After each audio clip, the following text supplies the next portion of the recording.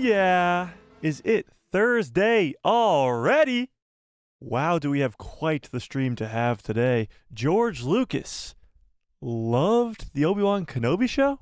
We're going to talk about all of it, what he really said, what he didn't say, and why everybody's twisting this completely out of proportion. But we're going to talk about all of it. We also got some Skeleton Crew news. We got some Acolyte stuff to still talk about from the trailer that came out last week. And we got some other fun Star Wars news to talk about. So how's everybody doing on this fine Thursday afternoon? How we doing, chat? How we doing? Oh, this is going to be a fun stream. This is going to be a really fun stream. As we're talking George Lucas, which never gets old, and we're talking the Kenobi show and how George Lucas might actually be more involved than we might think in the back end of this Star Wars galaxy that's being created right in front of our eyes, right in front of our own two eyes. How's everybody doing today, chat? What's up, everybody? How's everybody doing today on this fine Thursday afternoon? That's the Thursday song. That's the Thursday song, and I'm sticking to it. Okay? What's up, chat? Let me open up the chat so I can see what you guys are talking about. Skywalker Academy, what is up? Let's say hi to everybody. Abby, what's up? Starchip66 in the house. Your pal Joe, what is up? Trent, what is up? Mando United, how we doing? Tony in the house. Nestor, what's up? Nestor's back. Brandon, what's up? Hebe King, Jeannie from Tahini. This is the way. Fearless. Rose, Dustin Kennedy, Navarro. All right, what's up, everybody? If I've missed you in the chat, just scream at me. Say, Mike, I am here. Hello there. Hello there. Space Mala, what is up? MC in the house. Okay. We're going to watch the interview, which made this whole George Lucas loves the Kenobi show thing go crazy. We're going to watch the interview itself. We're going to dissect it ourselves, what it really means, what it's really saying, and all that other stuff. And we're going to talk about George Lucas in general. Whether or not he is coming back to Star Wars to work on this mysterious project that was rumored a few weeks ago. And we're just going to talk about it, the Kenobi show and Skeleton Crew and all that other stuff, because we got a lot to get into today. A lot to get into. So how's everybody doing today? How's everybody doing? I'm not okay, but I'll get through it. Well, hopefully things get better, Skywalker Academy. I hope things are doing good. I hope things will be doing good. Nestor says, I've seen a sneak peek of the Acolyte scene from the Phantom Menace yesterday, and I gotta say, the fight scenes look badass. Trinity, who is the girl from The Matrix, what's her actress name? Carrie something? Carrie Ann Moss? Is it? Maybe? Something? Yes? Possibly? Maybe? Trinity looks badass character as always. I'm officially excited for the show. Yeah, so if you guys didn't get to go see The Phantom Menace over the weekend, first of all, we actually have some news about that, and we might actually start with that today, because The Phantom Menace made a shit ton of money over the weekend, taking the number 2 spot. A 25-year-old movie took the number 2 spot in the box office over the weekend. Pretty awesome. That's just the power of Star Wars. And it was only released into select theaters. Select theaters. Imagine if they released it into all of the theaters, how much money it would have made. Regardless, it still made a boatload of money, and it came out with an Acolyte trailer, and the Acolyte trailer was absolutely bonkers, so we'll get into all that as well. Actually, let's start with that. First of all, let's start with a poll that I want to keep up.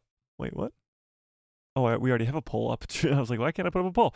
This poll is just to like the stream. If you haven't liked the stream yet, what the hell are you waiting for? What are you waiting for? Let's put up a new poll, though, that says, did you like the Obi-Wan Kenobi show? Yes or no? We're just going to put it yes or no. The Obi-Wan Kenobi show is now 2 years old, or it's coming up on 2 years old by the end of this month. 2 years old. And now it is in the forefront of the Star Wars news cycle yet again. But I want to know, where are we at? I'm intrigued. Fearless says, I heard that The Last Jedi is the most watched movie on Disney+. Fearless, where did you hear that? That's just a lie. That is just a lie. It's Revenge of the Sith, and it's actually like not even close. I think the original trilogy is pretty close, but The Last Jedi is one of the last ones, I believe. One of the last ones. Abby says, I got to see it as soon as it came out on the 3rd, The Phantom Menace, that is, and I was able to take my brother on his birthday. That's awesome. Happy birthday to your brother. Nick, what's up? Loved it. Gonk, what's up? Gonk says, bro, when it comes to Star Wars, the show is either good or it doesn't feel like Star Wars, or it feels like Star Wars and is bad. Hang on. What? when it comes to Star Wars, it's either good and doesn't feel like Star Wars, or it feels like Star Wars and it's bad.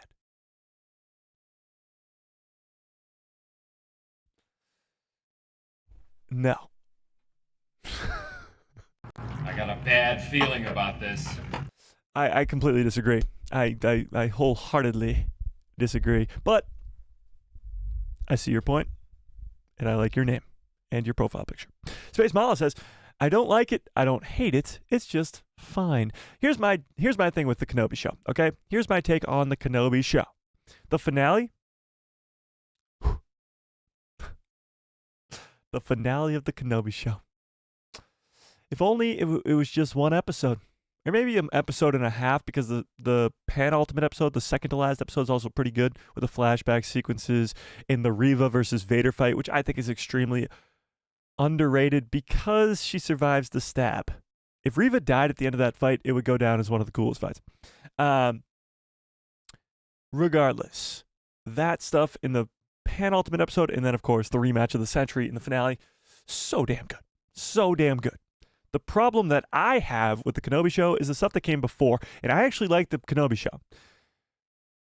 Let me ask you guys, rank the Kenobi show, the entire season out of 10 in the chat right now. What would you rate the entire season of Kenobi out of 10?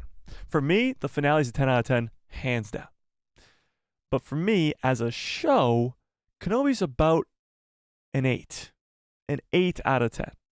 And when it's supposed to be bringing back Ewan McGregor after 17 years, Hayden Christensen after 17 years of not playing these characters, you have easily the coolest story to tell, having the rematch of the century. I think they did it well in certain parts, and in other parts they were dragging, and a lot of that comes from it being a movie first, being turned into a show. There wasn't really enough story there for a 6-episode show, so it was dragging on for a while. But there are a lot of parts that are really, really good. So let's see where you guys are at. We got an 8.5, 8, 10, 7 out of 10 for the entire series, 6 out of 10, 7, 7.5, 5, 8.5. Yeah, so we're kind of all around the same sort of middle of the road here, from like a 6 to an 8 is where we're kind of all at, with a few on either side. Yeah, interesting. Now let's see what George Lucas had to say about it. So this isn't coming from George Lucas himself. No, not even close. It is coming from Pablo Hidalgo. You guys know who that is? Pablo Hidalgo? I don't even know if I'm saying his last name right, but I honestly don't care. Pablo Hidalgo. Give me a 1 into the chat if you know who Pablo Hidalgo is. Do we know? And let's look up his official title. Pablo Hidalgo. Oh, that's not how you spell his name. Pablo Hidalgo. Here we go. His official title is a creative executive for Lucasfilm. You guys know who that is? Yes, maybe no. He attacked Star Wars Theory. Yes, this is the same guy who attacked Star Wars Theory quite a while ago. Yes. Lucasfilm writer/consultant. Yes. He's technically a creative executive for Lucasfilm in the Star Wars franchise. But yeah, he's just, he works for Star Wars. Absolutely. Yes. It's Hidalgo. Is it though?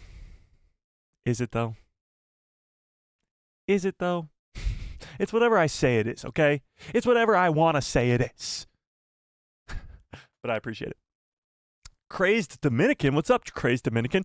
Says, sup, bro, loving the channel. I appreciate that. I really, really do.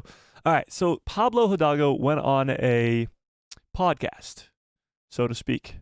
Went on the SSW network, and talked to the host here about Kenobi. And what he said, actually, I won't even tell you what he said. We'll listen to what he said, okay? Let's do it. Let's go over here.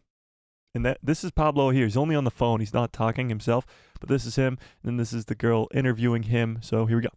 You know, if you're going to tell a story set in the Civil War, there's landmarks of the Civil War you need to know about, but odds are you're creating she asks a question that will meet the needs of your story. So, about Andor and Kenobi. In that regard, and Andor has been incredibly rewarding.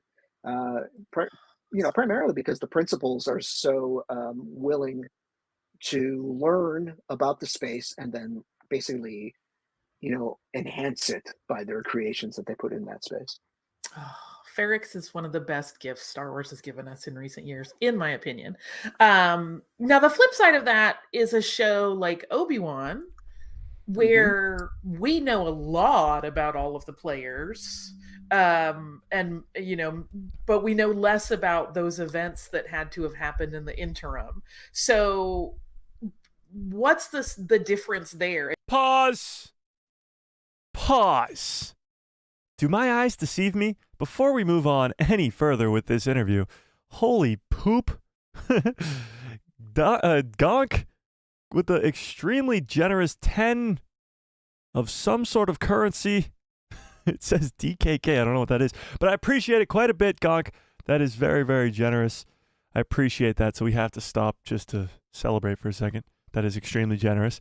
And you didn't even put a freaking message in there, Gonk, so whatever you have to say, please put it in the chat. You guys know if you send in a super chat, you can tell me to do an impression. It's going to be a horrible impression. We know that.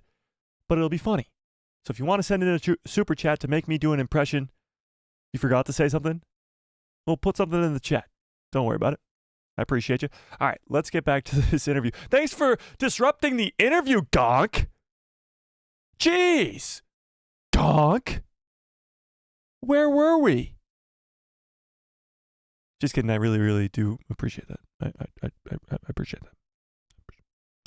Just bought that to tell everybody that Pablo is a goof. Okay, let's keep listening to what the goof has to say then. And did any interesting big questions or challenges come up when you're dealing with that knowledge set versus something like Andor that has more original pieces? Yeah, Obi-Wan was very much more, what's the phrase, like, dancing between the raindrops of it all, right? It's like there was smaller gaps of free space in there to tell us things we didn't know. And even if we were going to tell us things that we didn't know and that fit, that ultimately, physically and mathematically fit, you are dealing more with a realm that people have imagined, and if people have really built a strong sense of assurance of, I know what happened between these gaps, So what he's talking about is the Kenobi show had a lot riding on it. Many people in their heads over the last 40 some odd years have been theorizing what happened before the original trilogy and after the prequel trilogy. That time period there, that's about 19, 20 years in between. What happened with Kenobi? What happened with Vader? People have had their own theories for years and years and years, and making the Kenobi show was going to one way or another upset fans. That's kind of what he's saying. But he talks about George here, so let's get into it. And so there were a couple of elements that that ultimately gave us the confidence to move forward. Part of that was interfacing with George, honestly, like early on. Pause. So he said, there was a lot of hesitation to even make this show in the first place. But the reason that we kept it going was because of George. They had the consulting of George. What is the text in the left corner down? It says www.podathon.com. Is that what you're talking about? What are you talking about? What are you talking about? Bottom left corner? Regardless, he said that they had the consulting of George, and that's what made them sort of move forward with creating the Obi-Wan Kenobi show.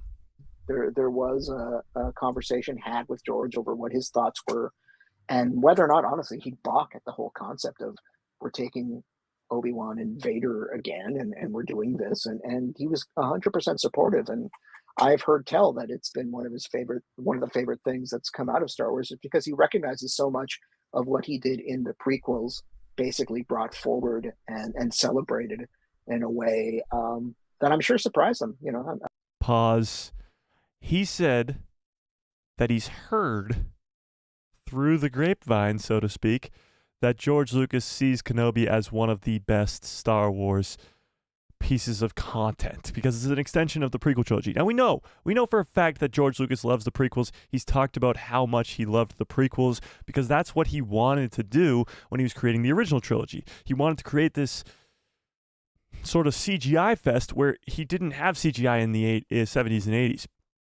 So he sees Kenobi as an extension of those prequel characters, and Kenobi did a really good job of extending the prequels. A lot of it felt like you were living in that prequel world, while also sort of mending it with the original trilogy being that sort of through line. Let's go back to just to hear what he says word for word here for a second. There was smaller gaps of free space in there to tell us, and so there were a couple of elements that that ultimately gave us the confidence to move forward.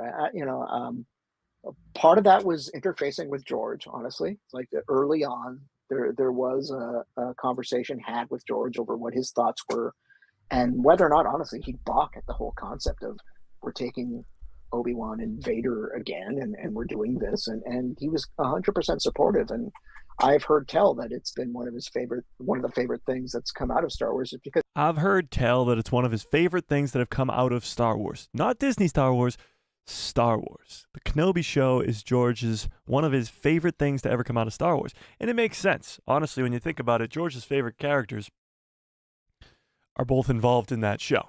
I mean, those are the main characters when you think about Star Wars. It's Obi-Wan, it's Anakin. They're in all six episodes of the ones that George created, and they're all sort of the main characters.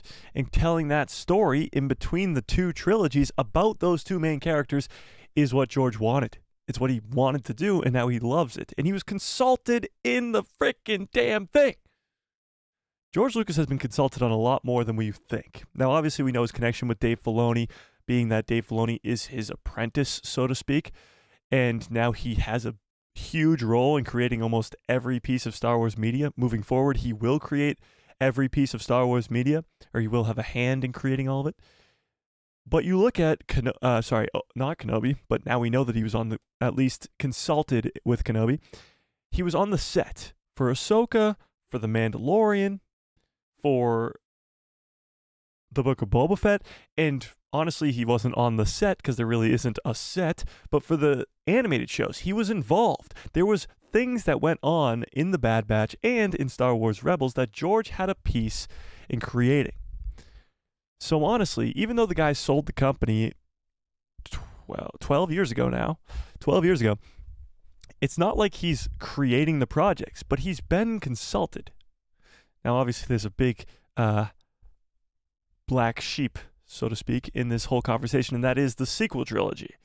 And we're going to try to not touch that with a 10-foot pole, but he obviously was not consulted with that because he gave his opinions about the sequel trilogy. They went against him, and that's how that happened. Regardless, when it comes to the Disney Plus shows, when it comes to Dave Filoni, and when it comes to the Kenobi show as well, he was consulted. And in some cases, he was on set helping out, which is absolutely crazy. But regardless, this is true.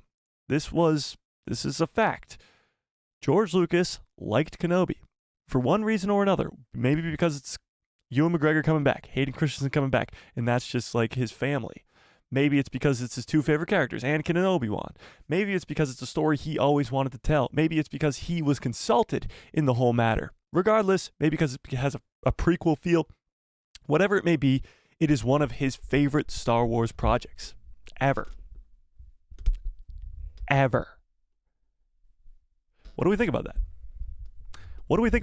George Lucas, the creator himself. Now, what's really funny to me is, as many of you know, there's a big portion of the Star Wars fandom that sees Star Wars in two different lights. One, George Lucas created, and that's it. Everything else that's created by everybody else, Legends, EU, Disney especially, that's not Star Wars. George is sacred. George is Star Wars. Now they don't know what to think. They're like, what do we do? What do we do with our hands? What do we do with our hands now that George Lucas said that Kenobi was good? What do we do? What do we do? Sucks. I thought Kenobi was good. I said it. Clip it. Put it around the internet. The finale of Kenobi is spectacular, and the Kenobi show itself is pretty damn good. So, with that being said, what do we think? George Lucas, are we on board with the creator himself? Do we like the Kenobi show? Let's see where our poll is at, by the way. And the rest of that interview, it's like a half hour long or something. They go into other like projects like Andor they were talking about before that, and they go into other projects as well, but nothing else really big came out of that. And by the way, 85 or 84% now, 84% of you guys, what does the poll say like? Yeah, 85% of you guys like the Kenobi show. Interesting. So is it the case that the minority in the fandom is just screaming louder than everybody else? Because when you look across X, formerly known as Twitter, Instagram, Facebook, who's the hell's on Facebook anymore? YouTube, every comment section about the Obi-Wan Kenobi show is this shit stinks. This sucks. But that doesn't seem to be the case. Because me, myself, and it seems as though 80 some odd, almost 90% of you guys like the Kenobi show as well. What do we think? Is the Kenobi show bad? Is it just the case where who cries the loudest is noticed? It could just be. There's a problem with the Star Wars fandom, and there has been for, ever. Honestly, when you think about it, it's probably been since 1980 when Empire Strikes Back came out and people didn't like that it was different than the first one. People didn't like that the bad guys won. People didn't like this, that, the other thing. The Star Wars fandom has been divided since day one. Well, I guess since day two. Since day two. And ever since, that divide has grown larger and larger and larger. But it seems as though the majority of people screaming the loudest are the negative fans. The positive ones are here in the chat today, I'm sure.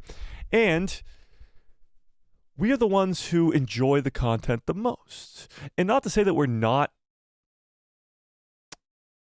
breaking it down and caring about how good the content can be. Because did I like the Kenobi show? Yes. Did I think it could be a lot better? Yes, abso-freaking-lutely. However, there's a difference between shitting on every single thing for no reason at all and actually having strong critiques and something that is logical, thought out, and means something. Going into a comment section and saying Kenobi sucked because it did, because George Lucas didn't create it. Who is that helping? Nobody. Not a single person on the planet is that helping. Here's what you do. You say, I didn't like Kenobi. Why did you like Kenobi? Or I didn't like this aspect of Kenobi, but I liked that. Or I didn't like this, but I didn't like that. Here's what you're doing. You're not saying I want to have a conversation. You're saying I want to piss people off. And that's just no fun. That's just no fun. What are you doing it for clicks? What are you doing it for likes? What are you doing it to get attention or something?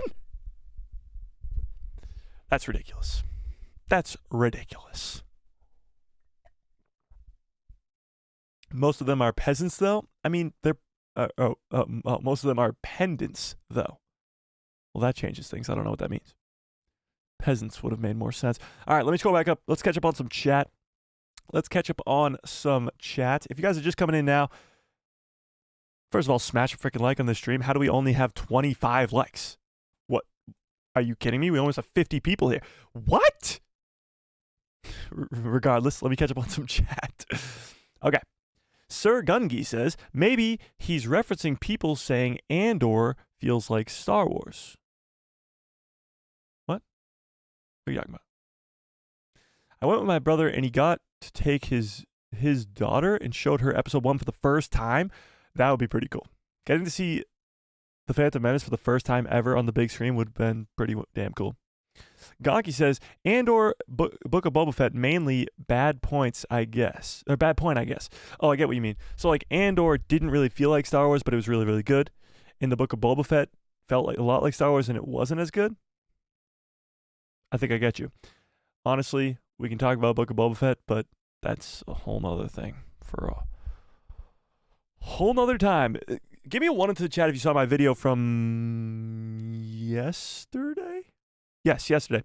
See my video from yesterday where we talked about Omega coming into live action and possibly being in the Book of Boba Fett Season 2? And I talk about how the Book of Boba Fett has probably one, if not two, of the best, like the best, top 5 easy, the best episodes of Star Wars content, Disney Plus content, so to speak. The best. And no, Boba Fett's not in any of them. Like, he's not in the 2 Mando episodes, and those are the 2 episodes I'm talking about. But that doesn't make it bad. It doesn't change the fact that it's still one of the best episodes ever created. And of course, I'm talking about the one where Luke is training Grogu in creating his Jedi Temple. It still doesn't change the fact that it's still one of the best episodes of all time. Meaning, the Book of Boba Fett, although some of the early episodes are a little less good, so to speak, it still has one of the best episodes in history.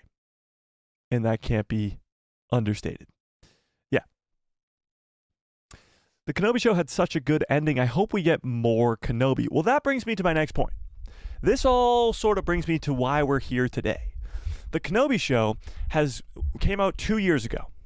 Since then, nonstop, Ewan McGregor has been on this run of going to Comic-Cons, going to fan expos, going to here, to there, going on literally late night television, and talking about how he wants a Kenobi Season 2.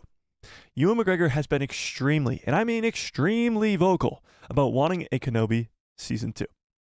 So we're talking about George and how he loved Kenobi and how it's one of his favorite Star Wars things ever, how he was consulted on the project. But here's the question. After the rematch of the century, because it happened already, how, and let's skip the how for now. Let's ask this first. Do you want a Kenobi Season 2? Yes or no? Tell me in the chat. What do we think? Should we pull it up? Should we pull it up? Should we pull it up? John Groom says, if I had to rate all the Star Wars shows, Kenobi would be at the bottom. It would be towards the bottom for sure. That doesn't make it bad. Should we pull it up? Yes, pull it up. Okay, let's pull it up. Pull it up, pull it up, pulling it up. Pulling it up. Let's see where that poll ended at, by the way. If it wants to frickin' load. Okay, 82%, the math is not mathing, but 82% of you guys liked the Kenobi show. Now let's see if you want a Season 2. Do you want a Kenobi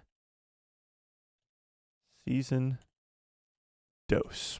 Yes or no? Yes or no?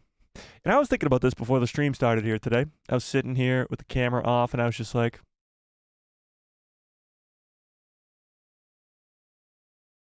And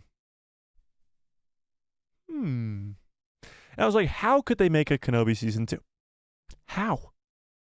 There's no real story there. You already had the rematch of the century, and you can't have Obi-Wan and Vader meet again. So we've had this conversation for years now about getting a Kenobi Season 2. And how do you do it? What would the story be about? Please tell me in the chat. Please. If you're saying yes, because almost 90% of you are saying yes in the chat right now, on this poll. How? What would be the story? You can't have Vader versus Obi-Wan again. You just can't. You can't do it. It would make no sense in the timeline at all. None. Zip. Nada. So tell me in the chat, why? Tell me in the chat why. And let me scroll back up here for a second. And let's read some chat first before we get into that, because we got a lot of chats to catch up on. I appreciate you guys. Gonk again, very generous $10 holla. I could not appreciate you more. And again, if you guys don't know, super chat, send it in an impression, and I will do the impression live immediately.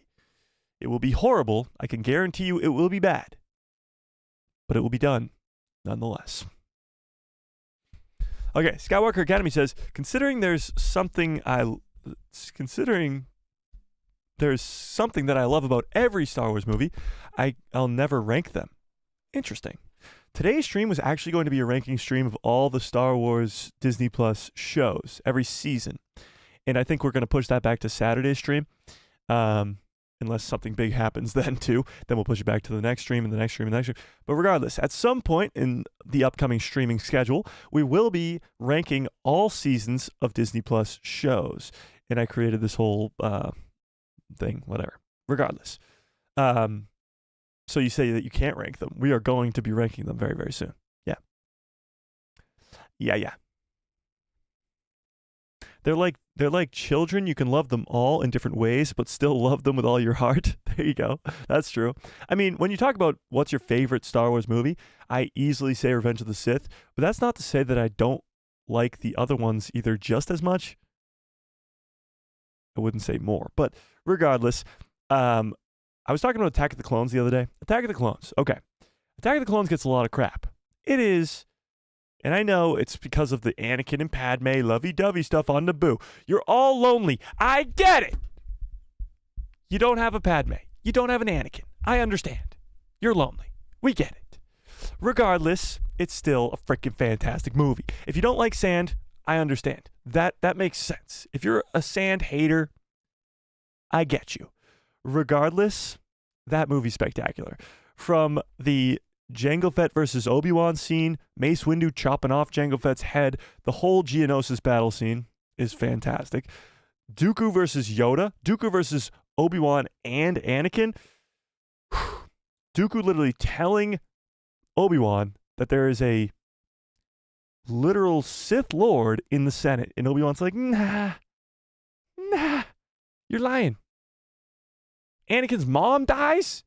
There is so much that goes down in that movie. It's absolutely insane. And the amount of crap it gets, no. It's not okay. It's not okay. It's got to stop. Yeah. Stingray, what's up? What's in the bottom left corner? I don't know what you're talking about. What's in the bottom left corner? The bottom left for me is nothing. The bottom left is Grogu for me. It's Grogu. So I don't know what you're referring to. But somebody help Gonk out. It says, may the 4th be wish you? Oh, that was... Oh, okay. Yeah. I think she was doing some fundraiser thing. Yeah. John Groom says, the story around Obi-Wan himself, the writing, the screenplay were absolutely awful. Vader was by far and away the best thing about that show. I actually disagree with that statement.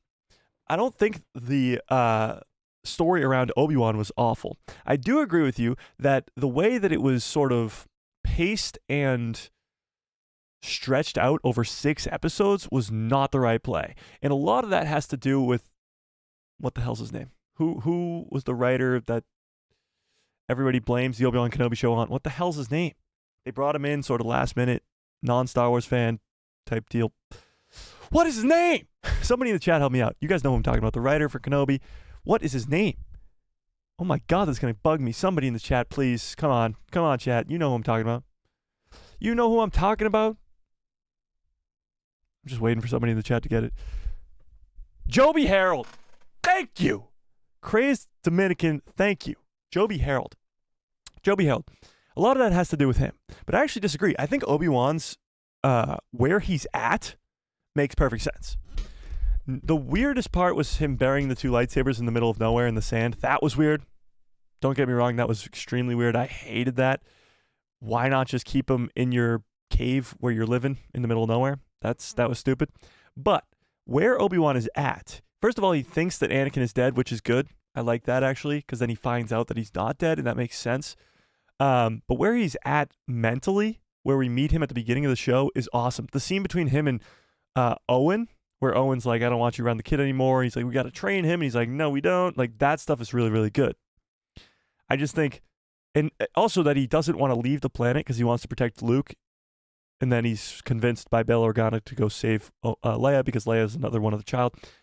Regardless, I think that stuff is really, really good. It's just that middle area. Episode 2, 3, 4, 5. Or not even 5, but 2, 3, 4. That's just strung out very strangely. Very, very strangely. Yeah.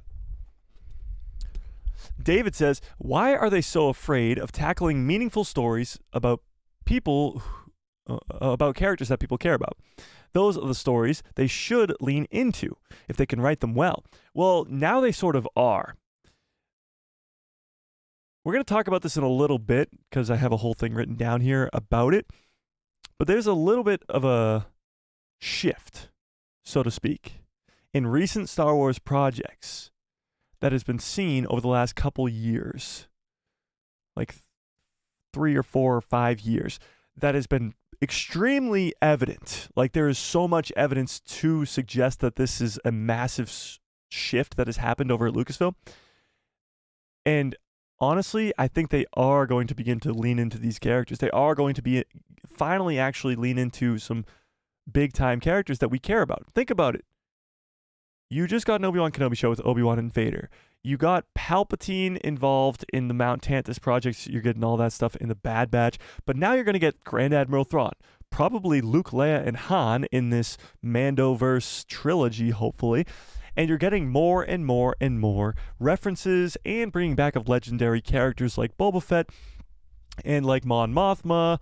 You got a mention of Leia Organa in Ahsoka. You got a look at Luke Skywalker in The Mandalorian and in Book of Boba Fett. So you're getting a lot more of that. But we'll get to that later. That's a whole nother conversation. Yeah. Chris, what's up? How we doing? Naaman, what's up, Naaman? How we doing? However, George's story treatments were the seeds for the sequel trilogy. He was just upset because they didn't use the midichlorians in the Will's deep dives. Yes and no. Yes and no. They didn't use the story that he wanted. They didn't use the Darth Maul, Underworld, Darth Talon story that he wanted to do. They wanted to do their own thing, and they created The Force Awakens, and then The Last Jedi, and the rest is history. Chris says, Kenobi was a very good show. I enjoyed it. I enjoyed it too. It's nice to hear George Lucas enjoyed Kenobi. I agree. It doesn't mean that George liked Reva. True.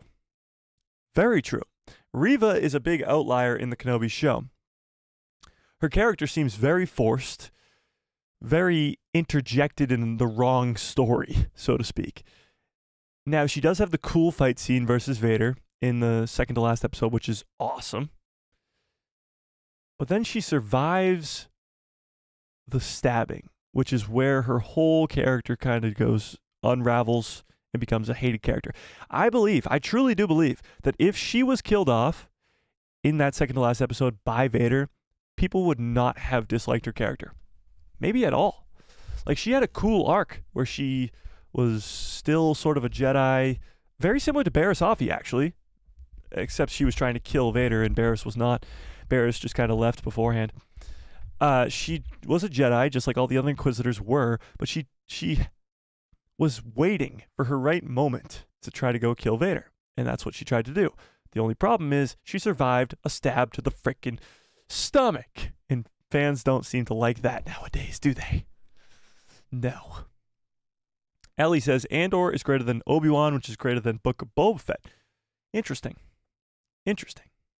Yeah, we're going to be ranking all these shows, all seasons of every show of Disney Plus on Saturday. Yeah. Jack, what's up? Jack says, hi, I'm Jack. I'm a huge Star Wars nerd, and I'm currently watching The Clone Wars, almost finished with Season 4. That's awesome, Jack. I appreciate you stopping by. Andy says, I loved the Kenobi show. I appreciate that, Jack. And I'm a huge Star Wars nerd, too. Huh. Who would have thunk it? Holy Raccoon? Holy Raccoon says, the show was okay. Lori says, it's because Kenobi still has Ewan McGregor as the star. I myself thought it could have more substance to it. You're saying if the show wasn't focused around Obi-Wan, it would have had more substance to it? Is that what you're trying to say? Interesting. Wyatt, what's up? Gonk says, it's kind of a mid-show, wasted potential on the girl, Sith, can't remember her name, Reva, and it should have been more about Anakin and Obi-Wan. Well, yeah, that's kind of what I'm saying. That early part of the season is not focused enough on Obi-Wan and Anakin. It's the last 2 episodes that are. We get the flashbacks to them training, and then we get the rematch of the century in the finale, and we get them interacting in, I believe, episode 4 before that, but that's the first time they interact for the first time. So we wanted more of Anakin and Obi-Wan. And that's what we get in the later episodes. The first couple episodes is more of just Leia and Reva and a little bit of Obi-Wan and a lot less of Vader. And that's kind of why people get turned away. Yeah. Jack says, I enjoy everything, even the upcoming Acolyte. I'm so excited for the Acolyte. We talked all about that on last stream. Oh my God, am I excited for that show. I've watched the trailer like 1,000 times at this point. How many views does the Acolyte trailer have? Can we check that out? I'll do it right now, actually. How many views does this Acolyte trailer have? The newest one from over the weekend? It currently has 5.8 million views. I think I might be 5.6 of them. I might be 5.6 million views. I might just be. I'm so excited. I'm so excited. Yeah. Skywalker Academy says, there's a problem with a section of the Star Wars fandom. They fell out of love with the original trilogy and expect everything to go differently. Some fell in love with the EU and expect and have expectations of them.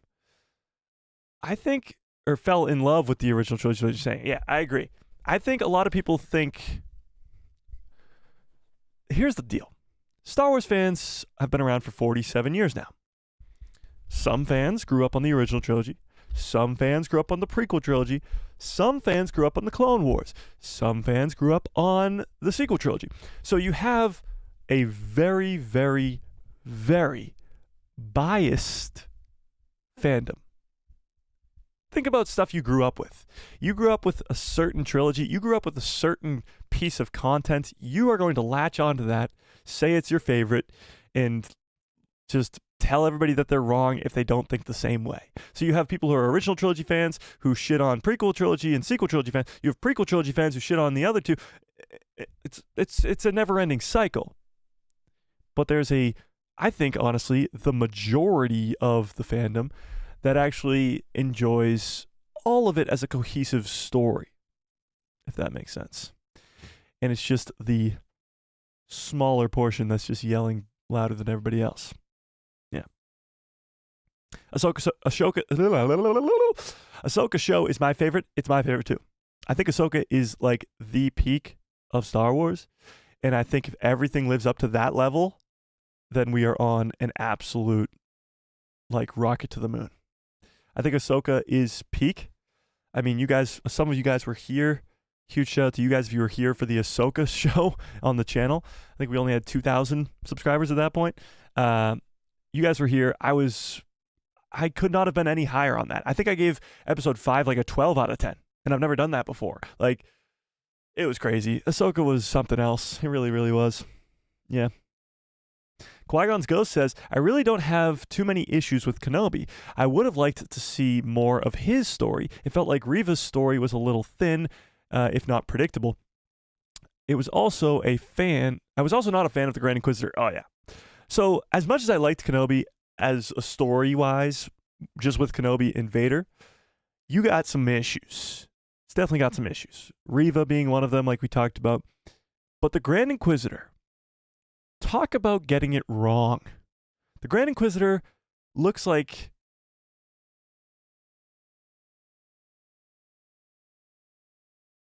a potato? I don't know. He looks like something, but it's not the Grand Inquisitor. The Grand Inquisitor has this long head. We just saw it in Tales of the Empire last weekend. For some reason, he's got this round-ass head that's like just literally round. I got nothing round around me. It looked like R2-D2's head. Let's be honest, guys. Take the straw out. It looked like R2-D2's head. So, go back over there. So that was the problem. You had the Grand Inquisitor who looked like an idiot, like an absolute idiot. Then you had Reva, who a lot of fans really just didn't like. But that's the stuff that they want to scream and yell about. There's a lot of good that comes with that show. Oh, no. Did it just go down at the bottom? Oh, no, we did. We're good. We good. Chris says, no, the Kenobi show was not bad at all. I feel like those who don't like it don't understand it, and it wasn't living up to their expectations. Well, that's a big thing, too. Everybody had these massive expectations. It's been 17 years since we saw Ewan McGregor and Hayden Christensen don the characters of Anakin and Obi-Wan. 17 years. And that was a long time for fans to speculate about what happened and whatever they could have done. Even if it was like the greatest thing that we've ever laid our eyes on, people would have complaints. And that's how it's always going to be with Star Wars. Stuff that we can come up with here on a live stream might be better than they could ever do. And that's not a bad thing, so to speak. Yeah. It's a different thing. And I think we become attached to our own theories as well. So if you have a theory about, for example, who Marok might be, or who the clone assassin could be in the Bad Batch, and you really, really, really, really want it to be Tech, and it's not, you're going to be let down, to say the least.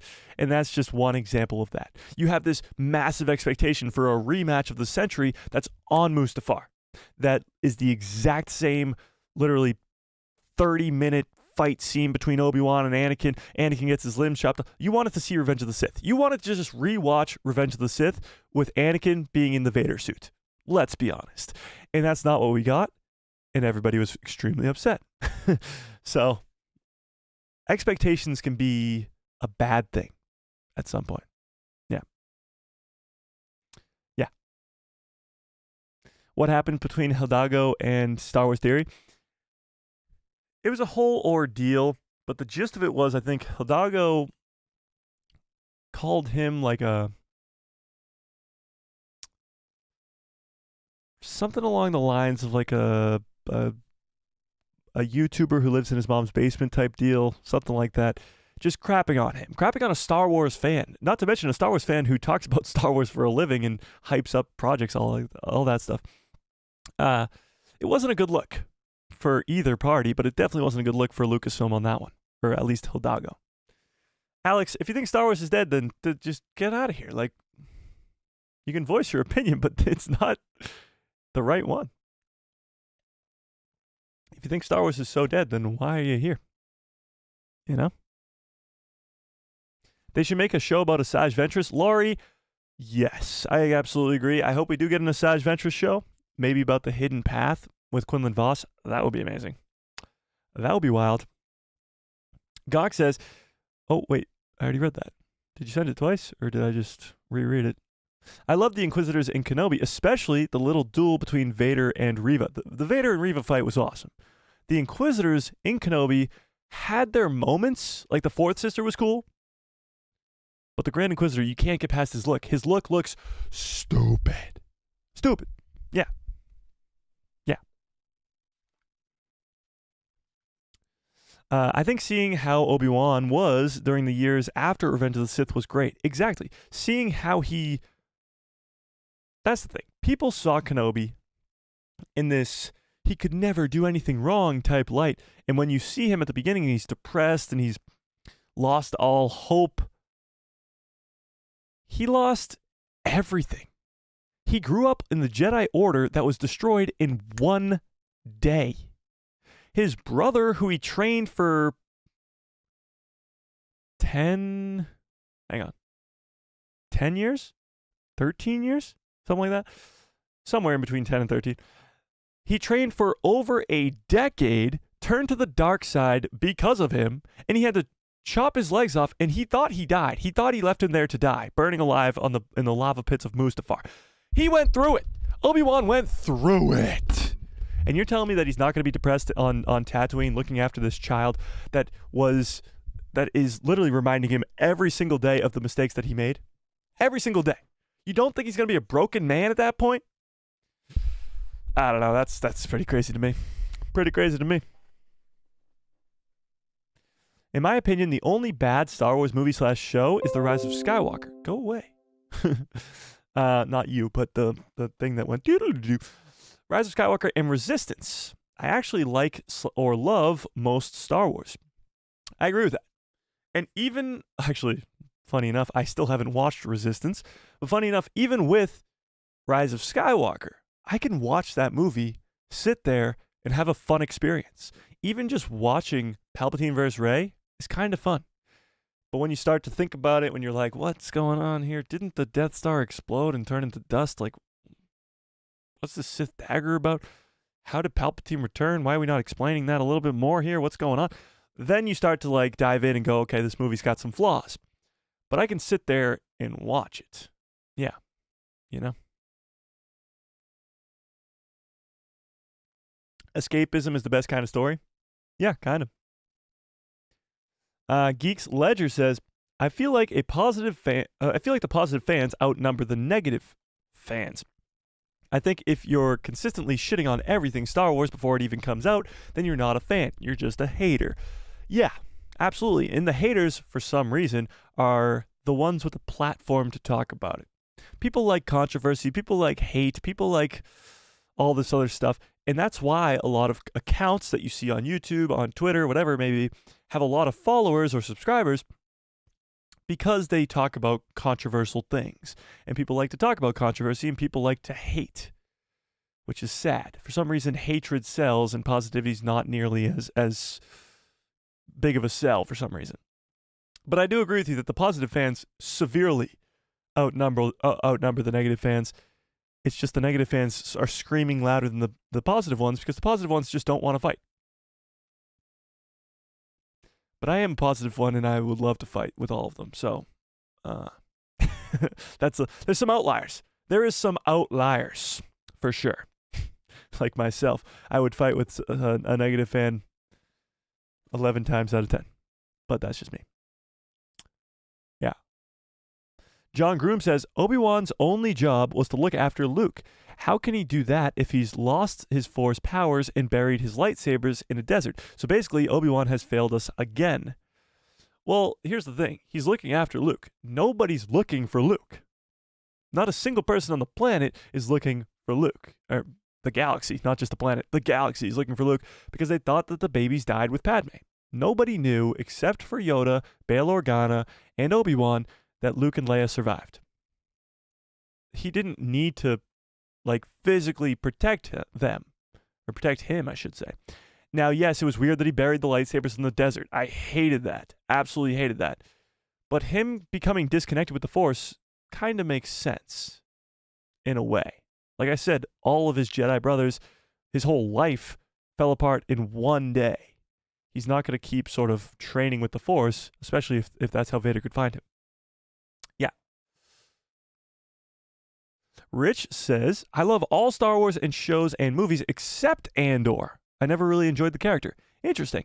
I liked Andor quite a bit, actually. I'm excited for Season 2. I think Season 2 might be even better than Season 1. And I know there's a lot of people who are like, Andor's the greatest thing ever. I am not there. I'm not there with you. I think it's really, really good, but it's not the greatest thing I've ever seen. We'll put it that way. Yeah. My personal favorite era is the prequels and Clone Wars.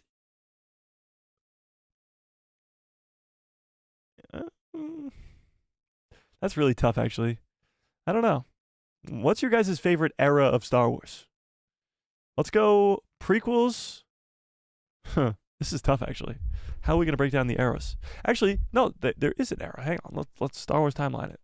Star Wars timeline. We got all the major eras here. Right here. Boom. Okay. So here are our eras. What is your favorite? We got the Dawn of the Jedi, which is 25,000 years before the prequels. Then we got the Old Republic, which is a few thousand years. Or actually, it's right after Dawn of the Jedi, so it's a lot of thousands of years. The High Republic, which is before the prequels. Then you get the Fall of the Jedi. So this is the prequel trilogy right here, and it ends with the Fall of the Jedi. Then you have the Reign of the Empire, which is from Order 66 to A New Hope. Age of Rebellion is the original trilogy. The New Republic is after the original trilogy. The Rise of the First Order is the sequel trilogy. And then the New Jedi Order is after. So which era is your favorite? Old Republic by a mile? I would have to say Old Republic just because of the legend stuff, though. But when you're talking canon, the Old Republic doesn't even come close. Honestly, I might have to say the Fall of the Jedi. The Reign of the Empire is pretty epic, and so is the Age of Rebellion. in the New Republic's kind of just getting started with the Mandoverse stuff, but the Fall of the Jedi seems to be the best era. Yeah. Yeah. Yeah, Fall of the Jedi. I think Dawn of the Jedi could be huge if they get it right. I absolutely agree with that, too. I think eventually the Old Republic and the Dawn of the Jedi could be better than all the rest if we get a lot of story told in there and if it's good. Yeah. Liam Neeson, what's up? Says, hi, Mike. Hope you're having a good day. I am having a great day, but your chat just flew away. I'll get to it in a second, Liam Neeson. I appreciate that. I appreciate it. But yeah, I think I got to go with the Fall of the Jedi for that one. Yeah. Ahsoka Tano is my favorite Jedi amongst everyone. Oh, let's go favorite Jedi. Tell me in the chat, who's your favorite Jedi all time? All-time favorite Jedi. Now we're talking Jedi, right? So that's tough. You would want to say Anakin, but Anakin's more of a favorite character because he goes dark side at 22. He's only really a Jedi for about 10 years. Maybe 12. So I wouldn't go Anakin, even though he is awesome. Luke Skywalker, Qui-Gon, Revan. Again, Revan's not really canon too much. Kanan's a good one. I mean, you got to go Obi-Wan, right? Starship 66 says Obi-Wan. Ezra's good. Ezra's good. I don't know. There's too many of them. There's just so many. Quinlan Voss, that's pretty good. Tough. That's tough. Obi-Wan. Obi-Wan is great. He is. He is the ideal Jedi. That's kind of why he would be at the top of the list. All right. Where were we? Where were we? Oh, Rose with a very, very generous $2 holla, 5th ever super chat. I appreciate that, Rose, quite a bit. Says, please do your best, General Grievous or Thrawn. Okay, General Grievous or Thrawn. Let's look up a line from one or the other. Let's go Thrawn first. Thrawn's Return, Ahsoka. Thrawn's Return in Ahsoka. Let's watch this. Whoa. I like his first line here that he says in this. What was first just a dream has become a frightening reality for those. Oh, jeez, this is tough. What was first just a dream has become a frightening reality. What was first just a dream has become frightening. Hang on. For those who... What was first just a dream. What was first just a dream. Fuck, I'm terrible at this. What was first just a dream. What was first just a dream. No, hang on. I got this. What was first just a dream. Damn it. All right, let's try Grievous. We're trying Grievous. That was horrible. Hang on.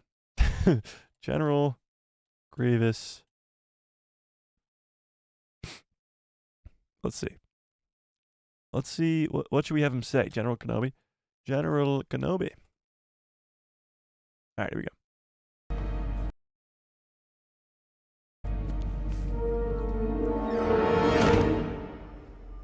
Hello there. General Kenobi. Okay, I can do that. General Kenobi. That was horrible. General Kenobi. General Kenobi. Hang on, I can get his cough down. All right, I apologize, Rose. I wish I could give you your money back. That was horrible, but I appreciate it. I appreciate it. I appreciate it. I told you they wouldn't be good. I warned you guys. I warned you. I warned you. Yeah.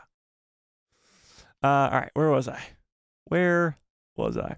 Crazed Dominican says, Tamora Morrison and Ming-Na Wen have been campaigning for a second season of their own show. That's true. They've been campaigning for Book of Boba Fett. Jesus, why'd that take me forever to do?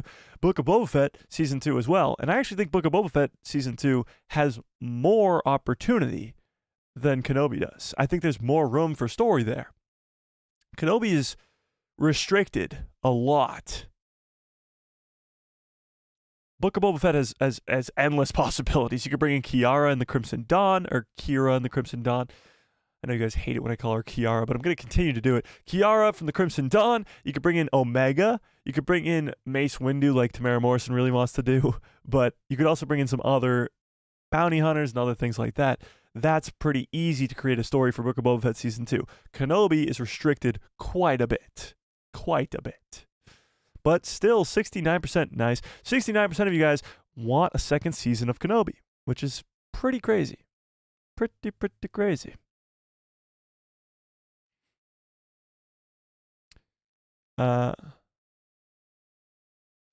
Jesus is in the chat. What's up, Jesus? Says, can we have the option of I haven't seen the Kenobi show? What? You haven't seen the Kenobi show yet? Go watch it. David says, Disney put out a physical release of Kenobi on disc with the subtitles, subtitle of the complete series. So I doubt there will be another season. That's true. That is absolutely true. They marketed it as a limited series, and it seems to continue to be that way. But, I mean, never say never. If Ewan McGregor really wants to come back that badly, and the fandom wants a second season that badly, and they come up with a good enough story, that it is possible. Do I even dare bring up the possibility of seeing a Tusken Raider Jedi named, what the hell's his name?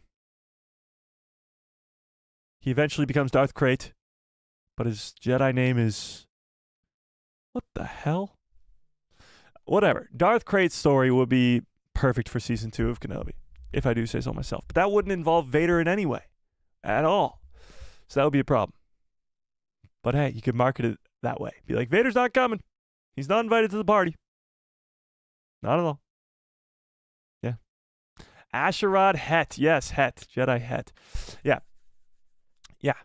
Who doesn't want to see a Jedi Tusken Raider? Let's be honest. Let's be honest. Damn. It's always about at the hour mark where I finish that cup. And we got to bring out, can I get some good cups follow orders in the chat, please? Bum-ba. Check this thing out. See, Rise of Skywalker might be my second to last when it comes to Star Wars movies. But every stream, I drink out of a cup from the Rise of Skywalker. Okay, where was I? Geeks Ledger says, I think we could get a Kenobi Season 2.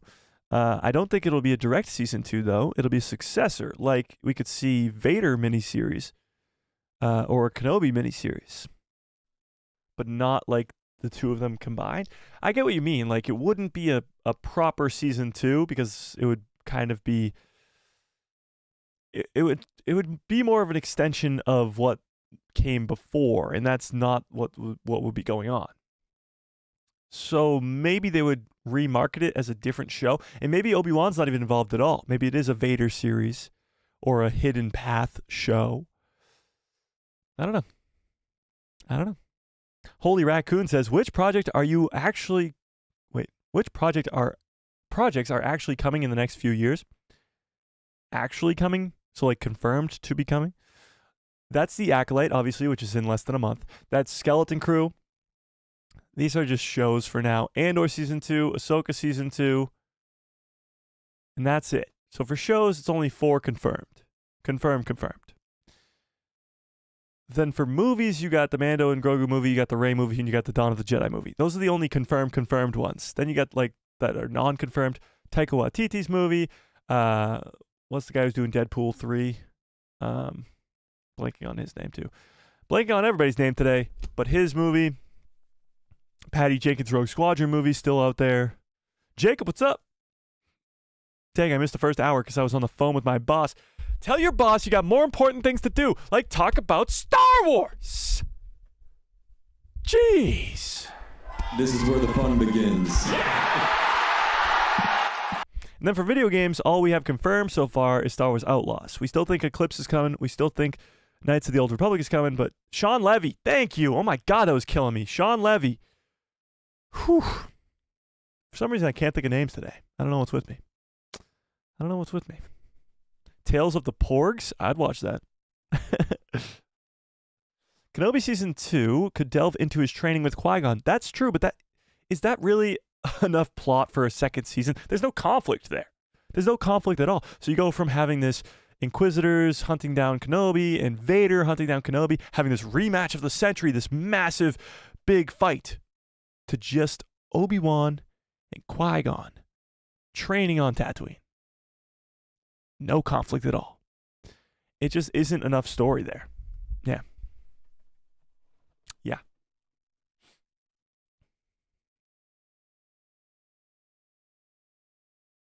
Star Wars Network's in the chat. Is that the same Star Wars Network that we just watched their stream of with Pablo Hidalgo? I don't think it is. I think that's different. Qui-Gon's Ghost says, like I said, the training I have for Kenobi, because it is Qui-Gon's Ghost, that's hilarious, could be captivating content. I don't know if it's captivating enough, Qui-Gon's Ghost, even though it might be nice. I don't think it's enough.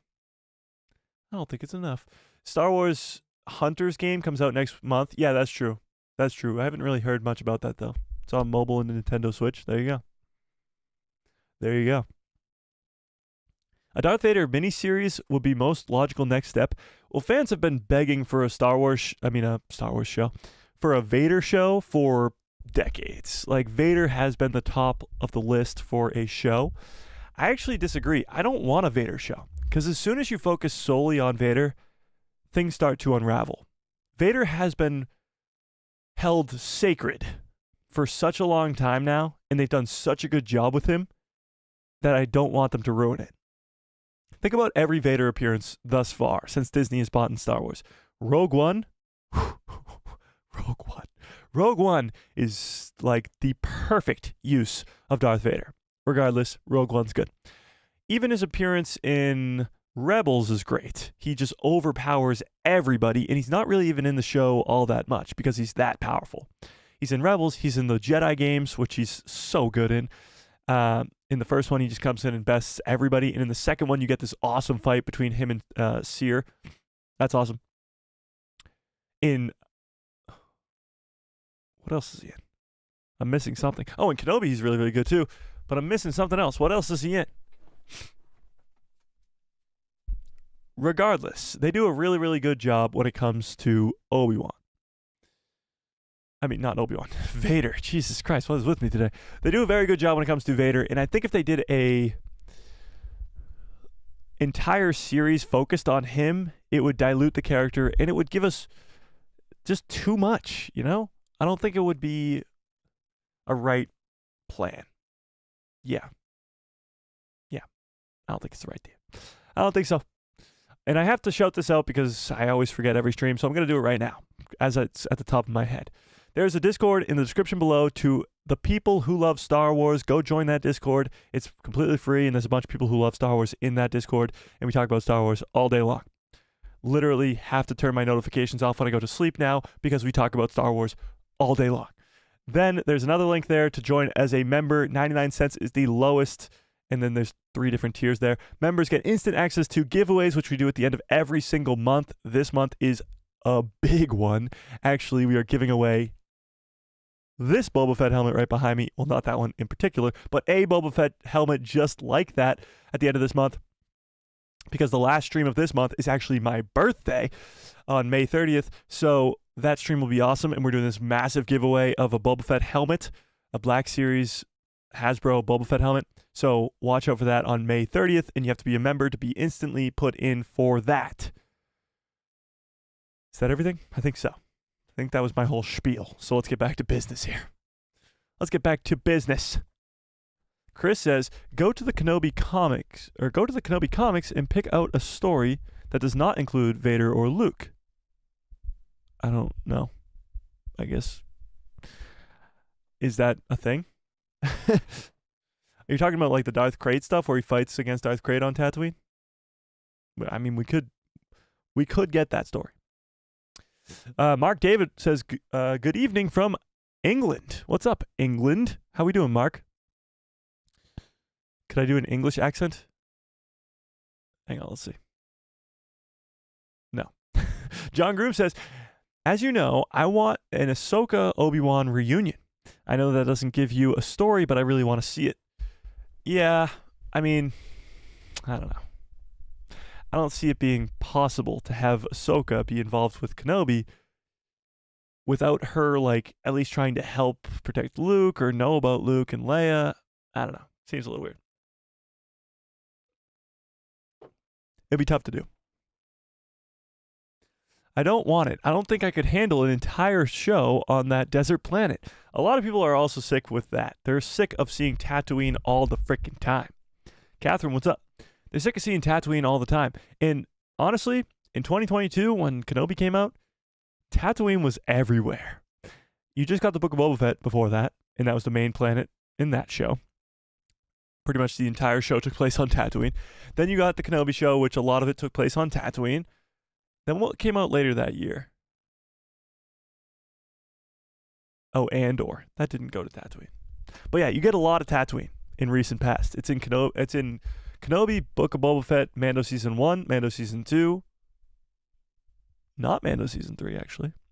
So you get a lot of Tatooine. That's for sure. And some people are sick of it. Some people are sick of it. Kit Fisto in the chat. What's up, Kit Fisto? How we doing? Geeks Ledger says, and you could have a scene where Obi-Wan is training with Qui-Gon as a little side scene in a potential Vader miniseries. But again, I would rather focus on like the hidden path, maybe with Quinlan Vos or Asajj Ventress or something like that, and then maybe show that scene of Obi-Wan training with Force Ghost Qui-Gon than focusing on Vader too much. Yeah. Star Wars Network says, I think a Vader miniseries will be awesome. Adapt the Vader comics and present it to those who haven't read them. Again, no. I just have to disagree. I don't think it will be a good idea. Yes, the Vader comics are really, really good. 100%. They're fantastic. Seeing the stories of him hunting down Jedi, awesome. But there's a line to this. And giving us an entire show focused on Vader is not a good idea. It's just not. Fast forward to when they announced the Vader Project, and I go, yes, let's go, Vader Project, woohoo!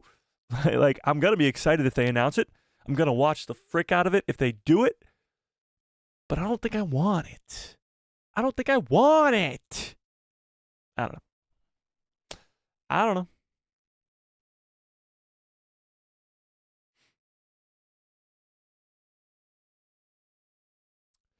Dark Lord says, Vader show sucks.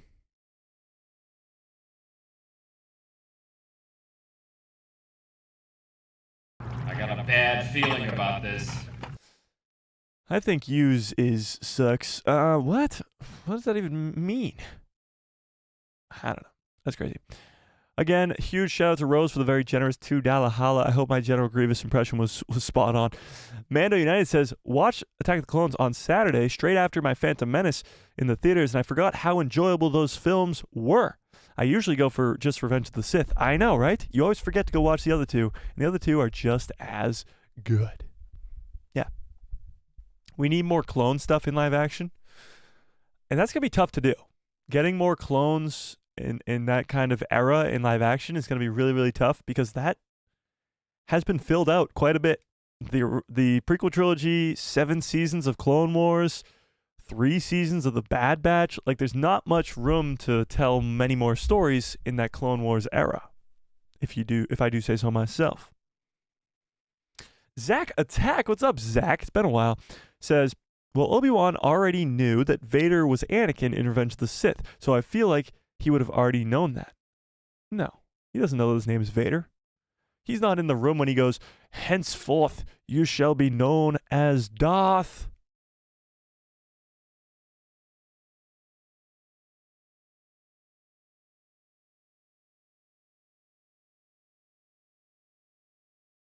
Vader.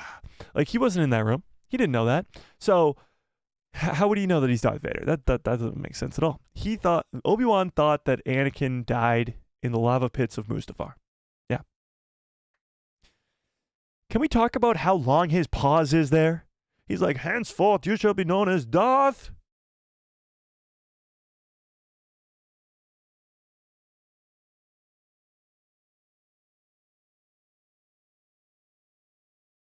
Vader.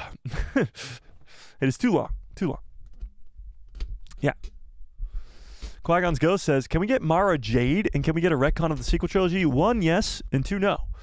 Mara Jade, yes, definitely. I would love to see Mara Jade. I think you can still do Mara Jade with her connection to Luke, possibly even them getting married and having kids, all before the sequel trilogy, and having it work.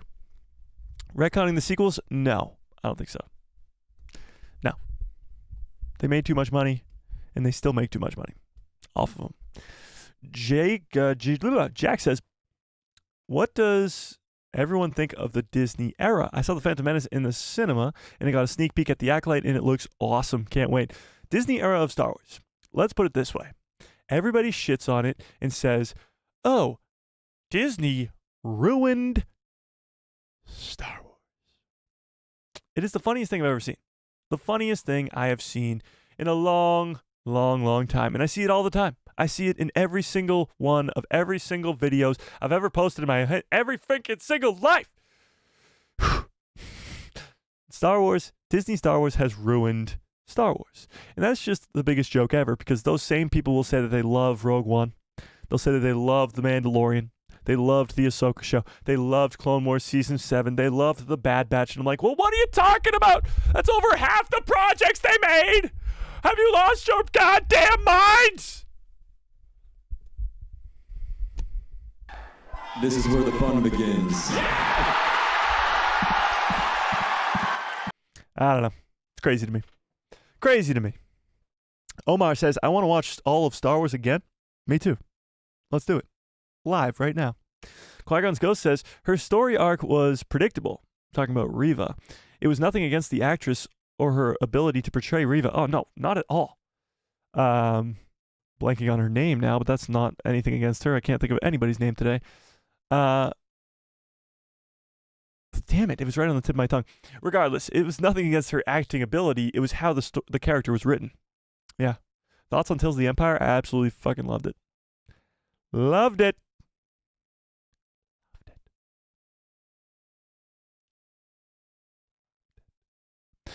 Jack says, the thing is, there's several things I've noticed. What happened to the dash ability in episode 1 and force healing? Was that gone? Yeah, force healing is something that's very hard to do. It's very hard to do. Only select Jedi have been able to do it throughout Star Wars. We saw Barasafi obviously do it in Tales of the Empire. We've seen Grogu do it in The Mandalorian Season 1. And we've seen Rey do it. And that's about it. We've seen some characters do it in Legends. But canon-wise, that's about it. So force healing, it's not that it was gone. Moses Ingram. Yes, Moses Ingram. Thank you. Regardless, going back to this point. Yes, force healing was not there. Obi-Wan did not learn that ability. He was not able to save Qui-Gon Jinn. But the funniest part is, yes, the dash ability. In episode 1, The Phantom Menace, we see Obi-Wan and Obi-Wan and Qui-Gon. Jesus. Obi-Wan and Qui-Gon literally dash as fat as like the Flash from DC or Quicksilver in the MCU. Literally, as the Flash, dash off the screen. If you guys don't know what I'm talking about, let's look it up. Oh, hang on 1 second. Whoa. Extremely generous $5 holla from David Fieldsend. David, I appreciate that. Says, I want a Darth Bane trilogy adaptation in Clone Wars style animation. And in the honor of The Phantom Menace, impersonate Newt Gunray or Watto. And I enjoy the channel. Well, I appreciate that, David. And a Darth Bane trilogy adaptation in the Clone Wars animation style. I've been wanting a Cad Bane trilogy since, obviously, reading the Legends trilogy. But I honestly wouldn't want it in Clone Wars animation. I would way rather see it in live action, in a movie trilogy. Not even a show. I'd rather it in a movie trilogy. Now, if they were to make it a show, again, I'd still rather it be live action. But if I have to settle for Clone Wars animation, I will. But yeah, we got to go to the Old Republic. We got to go soon. Explain the rule of 2. Give us Darth Bane. Give us it all. And can I do an impression of Newt Gunray or Watto? Yes, and I'll do both for you for the very generous $5 holla. So let's look up Watto saying Nubian. That's like one of my favorites. Nubian. Nubian. All right, let's see it. There we go. In luck, I'm the only one hereabouts who has one. But they might as well buy a new ship. It would be cheaper, I think, huh? Saying which, how's he gonna pay for all of this? I have 20,000 Republic dactaries. Republic credits? Republic credits are no good out here. I need something more real. I don't have anything else, but credits will do fine. No, they won't. Damn it, where does he say Nubian at? It's not in this scene. Nubian. Hang on. It's just based off of this, I can make an impression, okay? Credits will do fine. No, they won't. What, you think you're some kind of Jedi? What, you think you're some kind of Jedi? He has like that, he's almost like Dracula. He's like, what, you think you have that kind of Jedi mind trick? Oh, the Nubian! The Nubian! That's pretty good. That's pretty good. I think that one was good, all right? But I'll also give you the Newt Gunray, because Newt Gunray is the GOAT. Newt Gunray. Let's see it. He's not the one who says it's getting out of hand. Now there are two of them, right? It's his sidekick.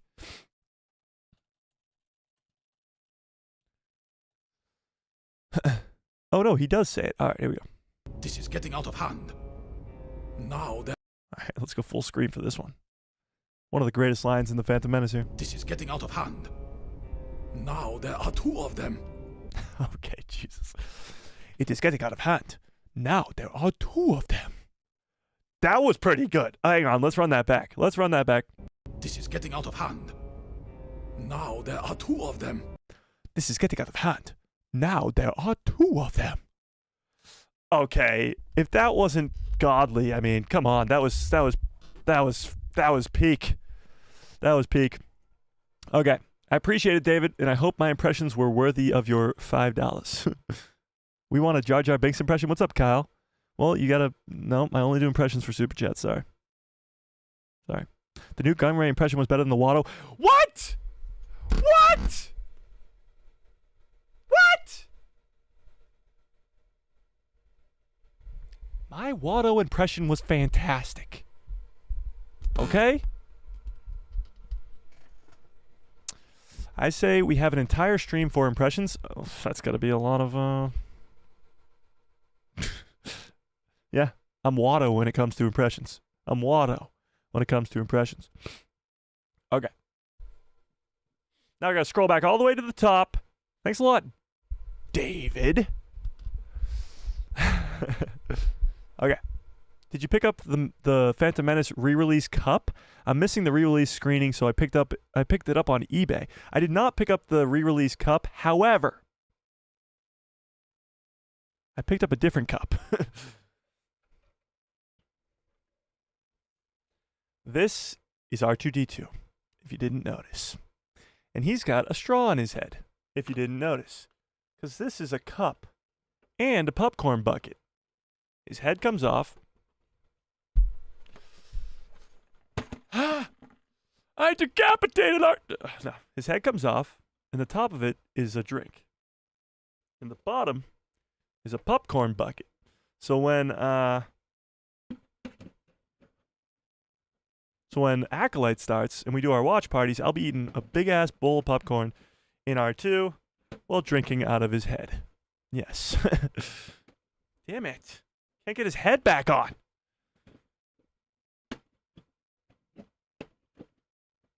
I can't get his head back on. All right, R2, you're remaining decapitated for now. Where was I?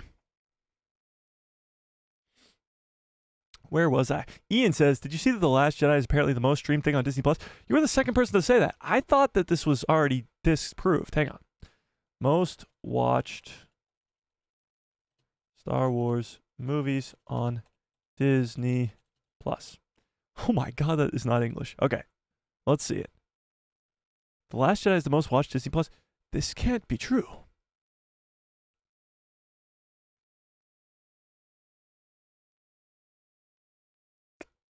This is coming from a Reddit. I don't know if this is true or not. Oh.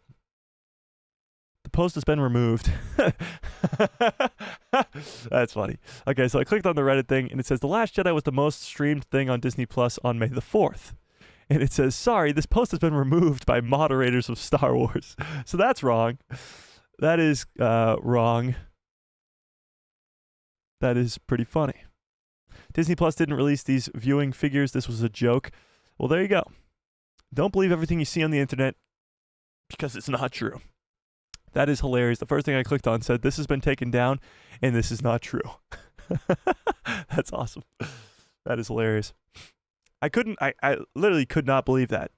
It's the 25th anniversary of the prequels, and you're telling me that The Last Jedi is going to be the most viewed thing on May the 4th? Come on, guys. Come on. Let's be serious on this stream. We don't make jokes like that around here. Raffi, what's up? Raffi says, what are your theories for the new Jedi Order film? We do have some sort of news about the Rey movie. The script is supposed to be done by the end of this month, which is pretty cool. But my theories on it, I really don't have much because we don't have much to go off of. I'm hoping that it's about Rey's new order and that it focuses on the order itself more. But obviously we need a good villain, so that's pretty important. Yeah.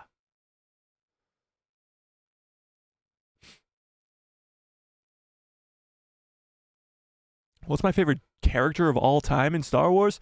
I have a top 4. 5? My top are in no particular order because it changes all the time. Anakin, Ahsoka, Maul, Ezra. Those are my top 4. If I were to give you a 5th, again, it changes all the time. Maybe Kenobi? I don't know. But those are my top 4. Those are my top 4. Favorite Star Wars character? Come on, chat. What's your favorite Star Wars character? General Grievous in the house. What's up? Oh, wait. We got another super chat. What the hell? Space Mala with a very generous some type of currency. 20 of it. I don't know what that means, but can you do an impression of Sid? Sid? What? What did you say? I got a bad feeling about this.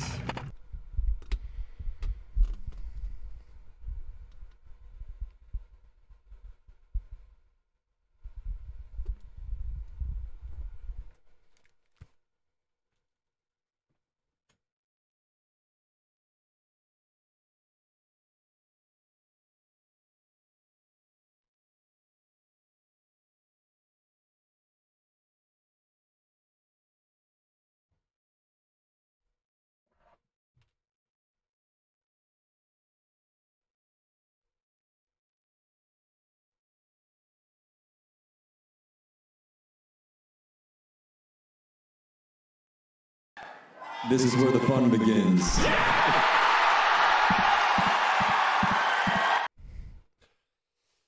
Stream canceled. Stream canceled.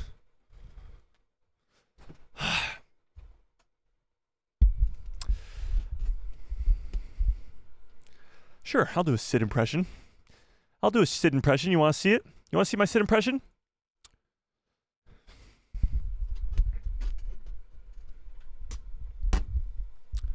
Wah. I'm a Trandoshian. I hate everybody. I screwed over the Bad Batch. And guess what? I didn't even get put in season 3 because I suck. It was the best season of the entire show, and I wasn't in it. You want to know why? You want to know why it was the best season? Because I wasn't in it. I suck. My name is Sid, and I hopefully am dead in the Star Wars galaxy. Wah.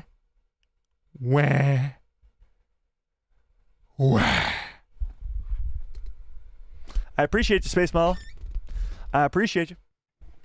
I hope my impression was sufficient enough for your funds.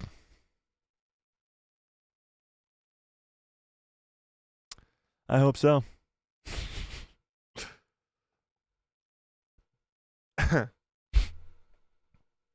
He killed R2. No, I didn't. Who doesn't love R2? Who doesn't love R2? Let's be honest. You can drink vodka from that dome? Oh, that's the first thing you thought of, Salty? What's up, Salty? How we doing? Geek Ledger says, maybe you do a fundraiser for $500 to a charity of your choice, and if we hit it in a month of streaming, then you'll do an impression stream? I definitely want to do some sort of fundraiser eventually, but when we get, obviously, more subscribers, you know? I feel like my fundraising abilities would not be very good at this point in time. As we grow as a channel, obviously, we'll do more stuff like that, obviously. Yeah. It's better than the Rise of Skywalker Cup. I was thinking about that. Should I replace the Rise of Skywalker Cup with just R2's head? Should I just drink out of R2's head for the rest of the time? This is the new good cup that follows orders. I don't know. It's too iconic. It's too iconic. I don't know if I can do that. I want a Mike Melanson impression. Well, you get like 2 hours of it every Tuesday, Thursday, and Saturday for the rest of your lives. Ian says the Nemoidian accent was noted as problematic in the first time, being too stereotypical of Japanese. Oh no, am I getting canceled now? What? I did not know that. This is where the fun begins. I guess so. We see Force Dash in the Jedi games. That's true. I actually didn't think about that. So Cal is the only one who has been able to do this. That's true. I actually never thought about that. That's pretty interesting. That is pretty damn interesting. Should we just pour the good cup follows orders into this for today? Let's do it. Whoa. Boom.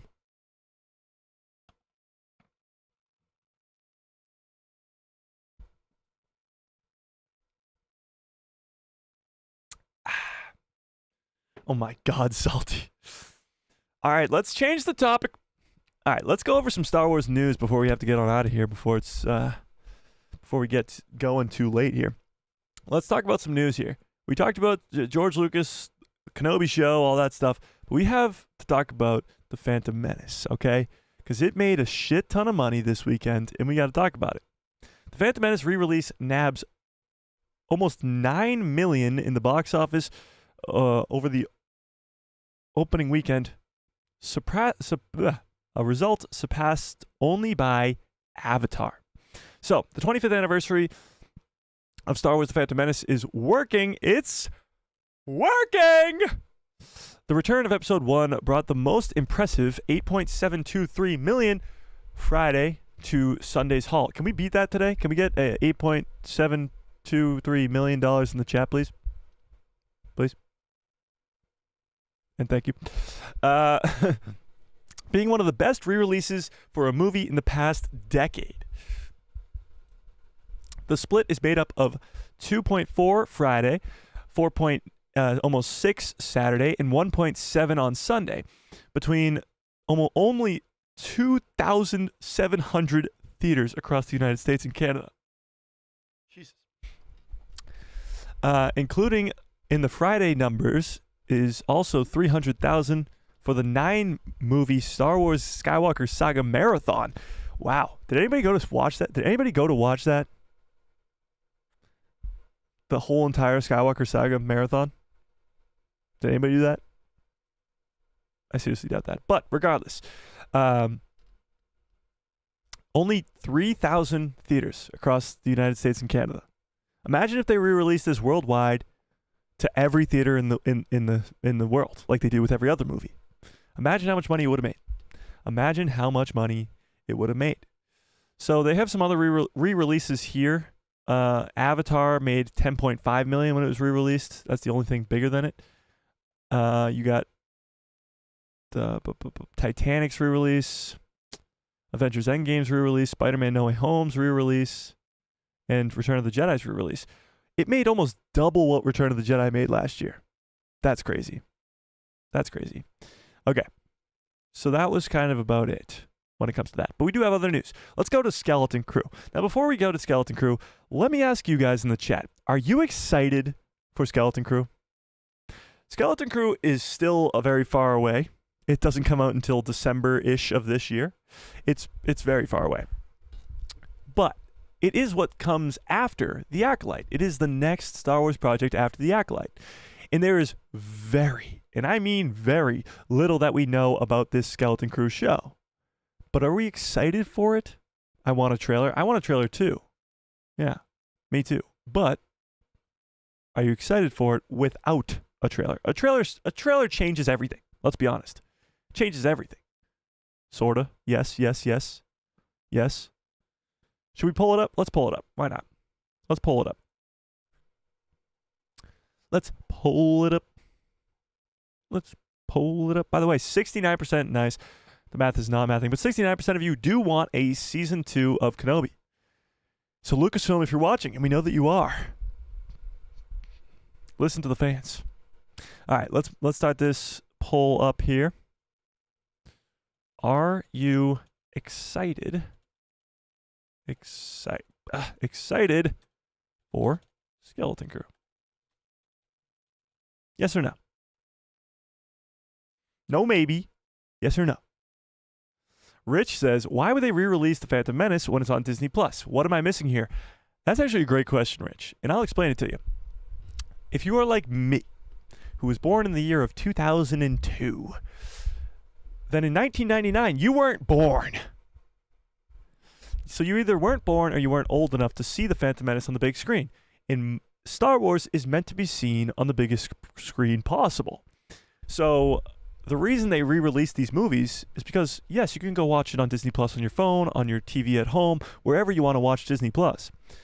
But there's a difference between watching it at home by yourself or with somebody else on Disney Plus and going to a movie theater and watching it with a group of Star Wars fans that are hyped up to watch Star Wars. People clapped after my movie. People literally clapped. People were laughing the entire time at Jar Jar and all that. Like, it was a fun experience. And that's what it's about. So that's why they re-released these movies. All the people who weren't able to watch it for the first time in the theaters, or people who did watch it in the theaters and wanted to watch it again 25 years later. So that's why I love the re-releases. I got to watch for the first time ever in the movie theaters Return of the Jedi last year and The Phantom Menace this year. And I can't wait to see what comes out next year. I'm so excited. It's become like a tradition now every May the 4th or May the 3rd, I guess, because it was on a Friday. Me and my friends, we go get tickets and we go out to watch the latest Star Wars, even though it's the oldest Star Wars, or one of the older Star Wars. But it's watching them in the theaters, which is the experience that cannot be remade. Yeah. Star Wars on the big screen is a blast. Yes, it is. I'm a 2000s child, too. I saw it to have the cinema experience. Yeah, exactly. Yeah. Exactly. All right, let's talk Skeleton Crew, as almost 70% of you are excited, but that means 30% of you are not excited for Skeleton Crew, as a lot of our chat actually left. But that's okay. We're talking Skeleton Crew regardless, with or without them. So let's watch it. Let's talk about it. So this comes from 2 days ago, I think, or 3 days ago maybe. We just couldn't really talk about it because there was so much other news that we had to get to first. And now we can talk about this. So let's talk about this. Revenge of the Sith next, please. Oh, I want to see Revenge of the Sith so badly in the movie theaters. I agree. Yeah. All right, let's talk about this. Skeleton Crew is created by John Watts, who's the director of all 3 Tom Holland Spider-Man movies. Skeleton Crew, John Watts confirms stop motion work by Phil Tippett. Is it Tippett? Sure. Tippett? Whatever. Provides update synopsis. So this is what we got. Showrunner John Watts sat down with Collider this past weekend at CCXP Mexico, and they had a chance to reveal a few snippets from the upcoming Skeleton Crew series for Disney+. In addition to teasing a Christmas release date, so around Christmas is when we'll be getting this show, Watts also talked about some of the techniques he got a chance to play around with the show. So they went back to the OG original trilogy type techniques when it came to this. So this is what he said. It's about a group of kids that find a mysterious secret on their planet and accidentally get lost out in the galaxy. And it's the story about them trying to find their way back home. So that's the synopsis. Simple as that. It's a group of kids find a ship or whatever it may be, a mysterious secret on their home world that's a pretty boring home world, and they get blasted off into the galaxy to God knows where, and they have to get back home. That's the whole gist of the show. They're going to run into pirates. They're going to run into Jedi, because Jude Law's character is supposed to be a Force wielder, possibly a Jedi. And they'll run into some other pretty cool things here. He also added that you really don't need to be into Star Wars to enjoy the show, something that Kerry Condon also alluded to recently, but if you do, you can enjoy it on so many levels. So here's the gist with upcoming Star Wars projects. Here's the gist. Should you want to watch everything? All 7 seasons of the Clone Wars, all 3 seasons of the Bad Batch, all 4 seasons of Rebels, all 3 seasons of Mando, Ahsoka, Book of Boba Fett, Kenobi, Andor, all 11 movies. Do you want to watch everything? Yeah, because you'll get all these tiny Easter eggs that are hinting towards something else and this and that and the other thing. It's cool. But the Ahsoka show, the Bad Batch, all these shows have been doing it as of recently, that you don't have to watch anything else to understand what's going on in the specific show. And that's what Skeleton Crew is going to do as well. You won't have to watch anything else, but if you do, it will make you enjoy it on so many different levels. Yeah. So this is kind of like the first look we got at here. This is Jude Law's character laughing with 2 of the kid actors there on set in the cockpit of a ship of some sorts. So here's what we got to see. In particular, one of those added nuisances is the inclusion of some old school filming techniques. We've seen this with the sequel trilogy. They went to using this old film, and they still use the puppets in The Mandalorian and in some other stuff. Like, they still stick with the old and add some of the new, but that's very similar to what we're getting here. So Phil Tippett, I think, the puppet master behind some of the most stunning work in The Empire Strikes Back and Return of the Jedi, did some stop motion work for the show, that he said. They also used matte paintings like they did for Cloud City and Empire for Distance. So in the original Star Wars, there's a lot of these massive scope looking things. Like when Obi-Wan is trying to turn off the tractor beam on the Death Star, and he's standing on the ledge of what looks to be this very far cavern that goes down and down and down. That cavern is just a painting. And now with CGI, you don't have to do that. You can just use CGI to do all that stuff. But for Skeleton Crew, they went back to some of these paintings, and they went back to having the backgrounds be paintings. So that'll be pretty cool to see as well. So this is what he had to say. I got to use all the cool stuff on my most recent Star Wars shows, like the volume. We got the previs stuff, the motion capture stuff, and we shot on the volume as well. We did everything, but the most fun part was using all the old school techniques. So they're combining the old and the new, which is cool. We got Phil Tippett to do stop motion. Stop motion, we're talking like the Rancor from Return of the Jedi. That's sort of the stop motion that we're talking about. And the AT-AT walkers in Empire. That's the stop motion type deal. We also did matte paintings, like the real old-fashioned matte paintings. We got the ILM painters out of retirement. They got the old painters from the original trilogy out of retirement to come out and do that. So for me, it's all the stuff is fun. And it's just another tool, and it depends on how you use it. So that's pretty cool. That's pretty awesome. You got to see them bring back some of the old and use the new too. It's currently in post-production and will come out sometime around Christmas. That's pretty cool. I mean, that's the update on Skeleton Crew. Still no trailer, still no real anything about the plot or the show itself, but that is cool to see. They're bringing back some of the old stuff and still using some of the new.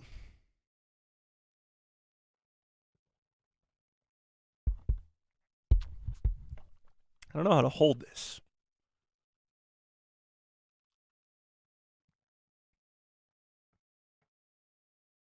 I think it looks so funny for people who don't understand. Like people who have never seen the channel before, if they just tuned into the channel right now and I just pull out a head of R2 and start drinking from it, they'll be like, did he kill R2-D2? Okay, so what do we think? Are we excited for the Skeleton Crew? Where are we at? What do we think? All right, let's scroll up here so I can catch up on these chats. Mando United says, yes, I'm always looking forward for new Star Wars content. Me too. Chris says, I heard that Skeleton Crew is going to be dropped by Christmas of this year. Yeah, so it's supposed to be around that holiday season. So it could be a little bit earlier than Christmas, even like in that November, late November, early December-ish slot. But I think it will be the end of the year going into the next year. That's when that will sort of be released. Jack says, so as part of my marathon, do I need to include Resistance? Is it important? Honestly, I have never watched Resistance. We are going to be doing every season of Star Wars television show tier list on Saturday stream, and Resistance is on that list, and maybe I'll have to watch it by Saturday because I still have not watched it yet. But I don't think it's very necessary. However, one character from that show was in the Ahsoka series. So if you want to like know everything, then I would say watch it. Why not? Why not? Why not? Is Skeleton Crew geared towards kids? It doesn't seem that relevant. So here's where the common misconception with this show is, because we don't know much about it at all.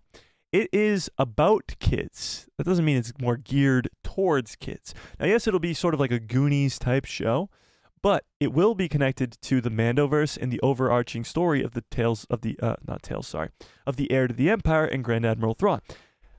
When they talk about the Mando movie, they talk about a combination of the Mando characters, the Ahsoka characters, the Book of Boba Fett characters, and the Skeleton Crew characters. So these characters will be important to the overarching story. So I don't think it will be made for just kids, so to speak, but I think it will be about kids. It's a group of kids, like 12, 13-year-olds. It's like Stranger Things almost, without the horror, I think. Again, we don't know much about it, so we still have to wait and see. Yeah. They've given us nothing to get excited about. Well, the only thing I'm upset, not the only thing, but the reason I'm excited about Skeleton Crew is because we don't know much about it. We know Jude Law is going to be in it. We know he's a Force user. That's cool. We know it's a group of kids. It's about like sort of like Goonies meets Stranger Things meets Star Wars, which sounds cool to me. Stranger Things is one of the greatest shows of all time. But what we don't know is what intrigues me, because there is possibility that they could bring in a bunch of very, very, very, very important characters because we don't know about it. Think about The Mandalorian Season 1.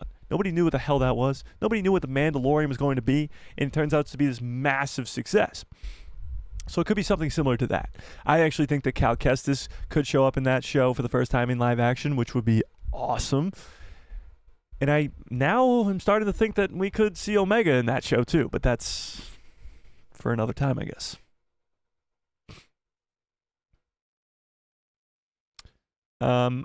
Stingray says, I hope the 50-year anniversary is in 3 years. I feel old. I wasn't even alive in 1977. Oh, I thought you were going to say because you saw it in the originals in the theaters. But yeah, 50 years of Star Wars is coming up in 3 years, so that's going to be a big one. That's going to be a big, big one.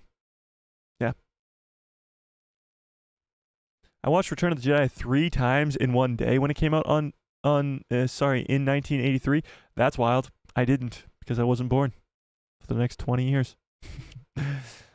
Catherine says, I saw all the Star Wars movies on the big screen as they released. Damn, you guys are old as hell. No, I'm kidding. I'm kidding. I'm kidding. I got a bad feeling about this. Yeah.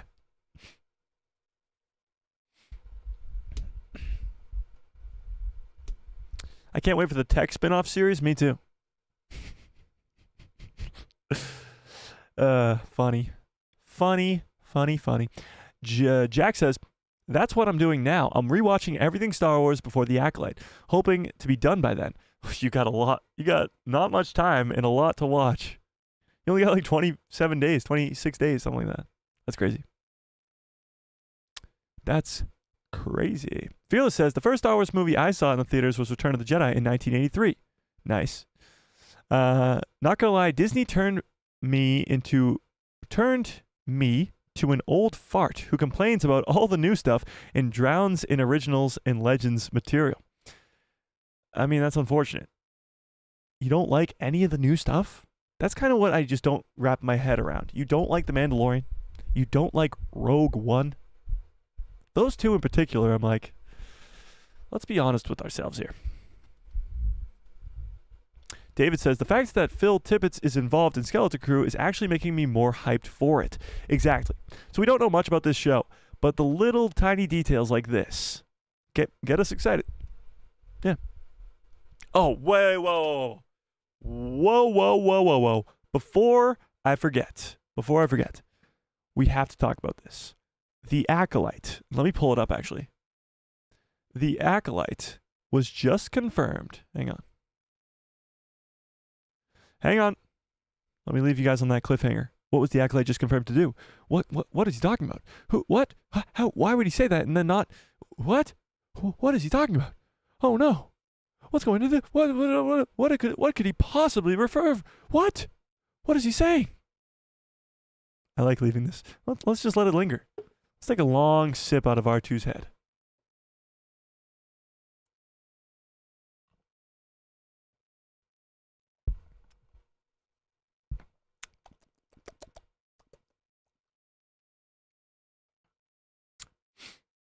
What could possibly be going on with the Acolyte right now? It's pretty wild stuff. Yeah, it's crazy. Get on with it? Get on with what? Ian? What? What are you talking about? Is there something I should be talking about here? Is there like Acolyte news or something?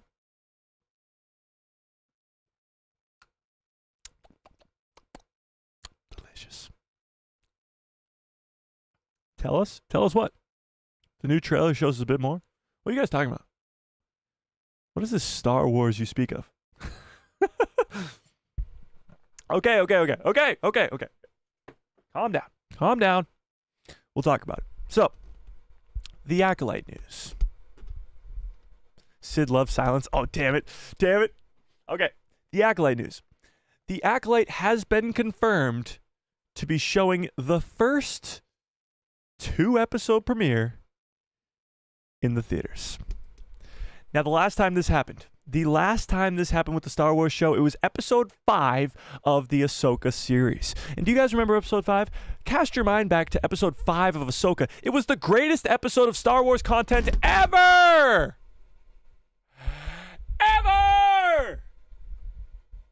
The greatest.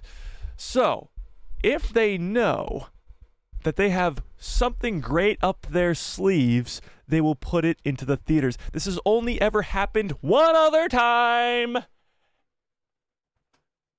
And it was with the Ahsoka show, episode 5. So they think they got something up their sleeves. They think they got a win here. Because the Acolyte, episode 1 and episode 2, are being shown in select theaters across, I think, the globe. Hang on. Oh, no, it just says U.S. Hang on. Let's read it. U.S. theater chain Cinema Mark are hosting shows for Star Wars The Acolyte Episode 1 and 2 on June 4th of next month. This is not the first time that Disney has given fans the chance to see a Star Wars show in theaters. Last year, Episode 5 of Ahsoka, featuring Anakin Skywalker, was shown in 10 cities across the U.S. Only 10 cities. It's not confirmed how many theaters theaters will be showing The Acolyte, and whether or not it's exclusive to the U.S. So we don't know very much information just yet, but it has been confirmed. That The Acolyte's first 2 episodes will be released in select theaters. Wow. Now, we're not... Well, Jack says, why not UK cinemas too? Well, they might. We don't know specifically. But regardless, even if it's not coming to a theater near you, obviously I'm not going to the theater to watch it because we're going to be doing a watch party regardless. So that doesn't really matter to me. The coolness of it, though, does. The fact that they have so much confidence in this Acolyte show to put it into movie theaters for the first episode? The reason that Ahsoka Episode 5 got put into movie theaters was because it literally showed Anakin Skywalker in the World Between Worlds with Ahsoka Tano at the end of Episode 4. So they were like, you like that cliffhanger? You like that? Let's show it to you in the theaters. And it was wild. I did not go to see it in the theaters. We did a watch party. But regardless, it was wild. So if they have that much confidence in the premiere, the very first episodes of this Acolyte show, they must be cooking with gas over there. They must got something like Dr. Hemlock up their sleeves. And I'm excited. There has been nothing, absolutely nothing that hasn't gotten me excited about this Acolyte show. Every trailer, every clip, everything that we've seen about this Acolyte show has been amazing. The choreography, the fight scenes, the trailers themselves, murdering Jedi, a mysterious Sith Lord with the Abeloth smile on his mask. What? And the fact that they have enough faith in these first 2 episodes, the premiere of the show, to put it in theaters, gives me so much hope. So much hope that this show is going to be absolutely amazing, and I can't wait. I cannot wait at all. I'm so excited for the Acolyte. So excited for the Acolyte, and I can't wait. And that's just some fan-frickin-tastic news. Fantastic news. I actually want to pull this up with you guys as I end this poll, see where you guys are at with the Skeleton Crew. Why is it not loading? Oh, 69% again? No way. 69% of you guys, nice, are excited for the Skeleton Crew. Nice. The math is not mathing. No, it's not. All right, let's pull this one up. Are you excited for the Acolyte? Yes or no? Yes or no? Garlic says, not going to lie, the Jedi look a little woke, in my opinion. I just don't... I don't see it. How? You're talking about Alien Jedi, which is, what's-her-face's character? Daphne Keane. Mary Elizabeth Winstead. Nope. I just combined the 2 characters. Mary Ann Moss, who is playing a female Jedi. Li Zhang-Cha from Squid Games, who's playing a male Jedi. Like, what is woke about that? Come on. Come on. Dreadlocks? That's what you're going on? Is dreadlocks? That's crazy. That's wild. I'm ready to. I'm excited. Yellow lightsabers. Yeah, that's true. I posted a short a few weeks ago about everybody's favorite lightsaber color. Put your favorite lightsaber color in the chat, because actually it was pretty damn interesting. It was pretty damn interesting to me, because the majority of people said either... Actually, put your favorite in the chat first, and then I'll tell you what the majority of people said. Any color. Red, blue, green, orange, black, white, yellow, purple, red. Did I say red already? I got a yellow, a blue, a green, blue, purple, blue, red, orange, purple, red, purple, green. Big fan of orange, followed by white, black, white, turquoise. Rey's lightsaber was awesome. Okay. Let me put it this way. I'm not the biggest fan of Rey in the slightest. I mean, like, whatever. I'm excited to see where they go with her character in the movie. Let's put it that way. But her lightsaber at the end of her eyes is so damn cool, because the yellow is awesome. But what's interesting, and this is actually a little bit different, as Skywalker Academy says, red, blue, green, yellow, black, white, purple, orange, gold, orange, amber. The majority of people in that short said either black or yellow. And that has to do with, first of all, black has to do with because of the Darksaber. The Darksaber is awesome. But yellow's interesting because other than the Temple Guards and Rey, nobody really has a yellow lightsaber. So that was pretty cool to me. I actually really love the yellow lightsaber, and I wish that a main character that uses it on screen, I guess, because Rey doesn't really use it on screen because it's the last scene of the trilogy. I want to see the yellow lightsaber in action. The yellow lightsaber is awesome. Poll. Now, we won't pull it up because we just put this poll up 2 minutes ago.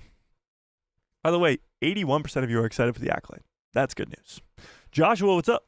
Joshua Rittenhouse is in the house. Black lightsaber, not the dark saber. I'm talking about the Star Wars video game, black. Oh, interesting. I actually love the Darksaber look, though. The Darksaber is cool because the noise of it, first of all, just the sound it makes. And it looks like a blade, like an actual blade. Yeah. Anything Star Wars is great. I cannot wait for another awesome show. Heck yeah. I agree, Joshua. I agree. Ventress has a yellow lightsaber now. That's true. That is true. I meant more so in live action. And again, seeing Ventress use that yellow lightsaber in the Bad Batch was badass. It was so cool. All right. I got one more thing we got to talk about before we get on out of here. Okay? The Irish Potato says, can we agree that the sequels suck, LOL? No. I don't think we can. Are the sequels my favorite thing in the world? No. Are they my favorite Star Wars trilogy? Absolutely not. Do they suck? No. Regardless, where was I? Okay, let's talk about Star Wars before we get on out of here and how connected it is. How connected it is. Brandon says, Mike, who is your source saying that George Lucas loves Kenobi? Well, we went over this. What the heck? There's a hole in my... Whatever. We went over this earlier. We watched the entire interview. It's Pablo Hidalgo talking on a podcast. It's coming from George himself. It's coming from Pablo, obviously saying from George, but it is coming from George himself. It's one of his favorite Star Wars projects. Yeah. Yeah.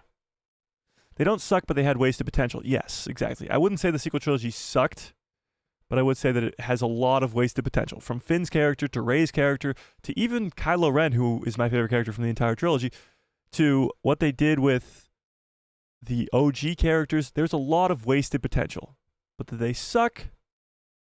No. You'd be hard-pressed to convince me. I'm not going to try to convince you. People have their own opinions on it, and I'm not going to try and change them, I guess. That's my whole deal. Okay, let's talk about this. The amount of attention to detail and connection with the Star Wars galaxy as in recent years as opposed to 8 years ago. So I wrote this down, actually. I wrote it down on my phone, which is stupid of me. Should have wrote it down. Whatever. So let's talk about this. Everything now seems to be connected. But everything then seemed to be all loosey-goosey. So when Disney first bought Star Wars 12 years ago, they said they were going to do a sequel trilogy. And at the time, it wasn't really planned out that well. And even when they were giving us good movies like Solo and like Rogue One, they weren't connected to anything really, except for obviously certain characters that were involved. So you had the sequel trilogy from 2014-ish to 2019. In between, you had Rogue One, you had Solo, you even had Rebels, which at the time wasn't really connecting to anything. So from 2014 to 2019, for that 5-year span, the first 5 to 6 years of them owning Lucasfilm and Star Wars, nothing was really connected at all. Then, after 2019, a massive shift happened. And yes, it was probably because of their split fandom, I guess, so to speak, on the sequel trilogy. It's probably why they had to make this drastic switch, but it was sort of around the same time of Dave Filoni and Jon Favreau getting the reins to do pretty much whatever they wanted in the Mandoverse. And this is sort of around the same time that Dave Filoni gets this promotion and all this stuff sort of happens behind the scenes. But now, from 2019 to today, everything has been so much more connected when you look at it, especially parallel to what happened with the sequel trilogy. So from 2019, you have The Mandalorian, The Book of Boba Fett, and The Ahsoka Show, which obviously are connected to each other. They're all in the same time period, whatever. But you have other things that are also connected.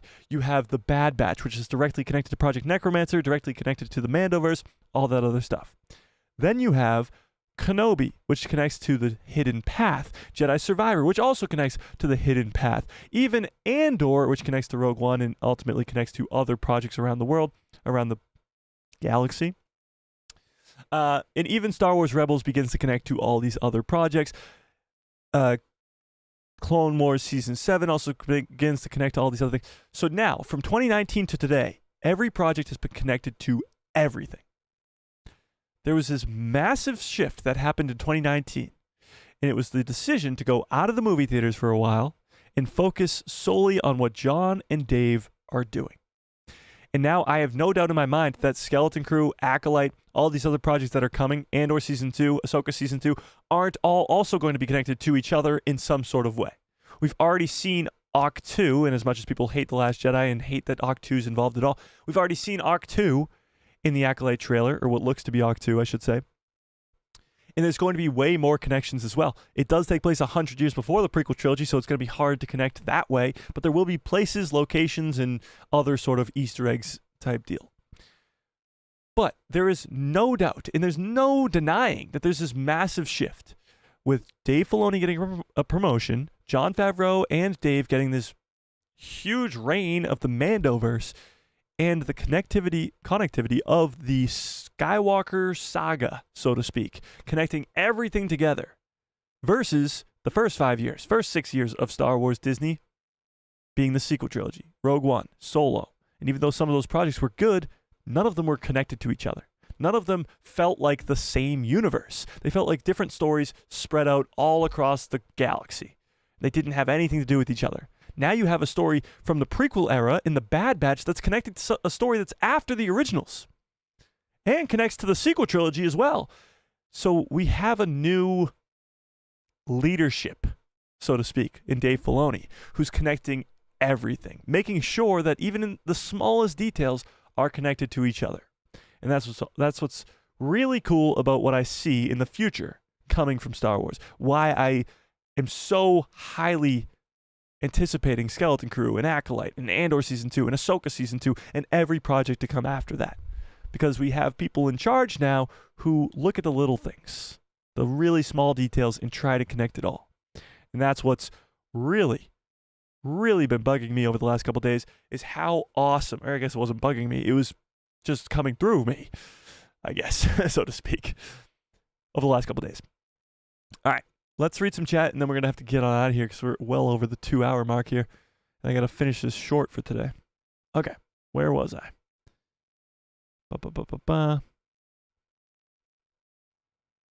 David says, they never had the OG top 3 together in a scene. That's also a big problem with the sequel trilogy. They never had Luke, Leia, and Han on the same screen together. Talk about a wasted opportunity. It was right in the palm of your hands. The Force Awakens didn't suck. Last Jedi, I almost just said Tales of the Jedi. Last Jedi and Rise of Skywalker, different story. I agree. The Force Awakens is actually extremely underrated, I think. Even though it is very similar to A New Hope, it is very, very good. Yeah. Solo sequel almost happened, but it flopped back in 2018. Yeah, Solo was set up for a second Solo movie, but it's because it didn't make money that it didn't get made. Solo should have honestly been a show, but Disney Plus didn't exist at the time. Yeah. The Knights of Ren, awesome. Kylo Ren, awesome. Snoke, awesome. So many cool scenes. The Forest scene in the final battle, lots of cool scenes. Oh yeah, The Force Awakens is a very good movie. It's just what happens after. They set up Finn for a cool arc. They set up Rey for a cool arc. They set up Kylo, Snoke, all these characters. And then it's what happens after that that sort of ruins it. Yeah, so to speak. Oct 2, so porgs? Maybe.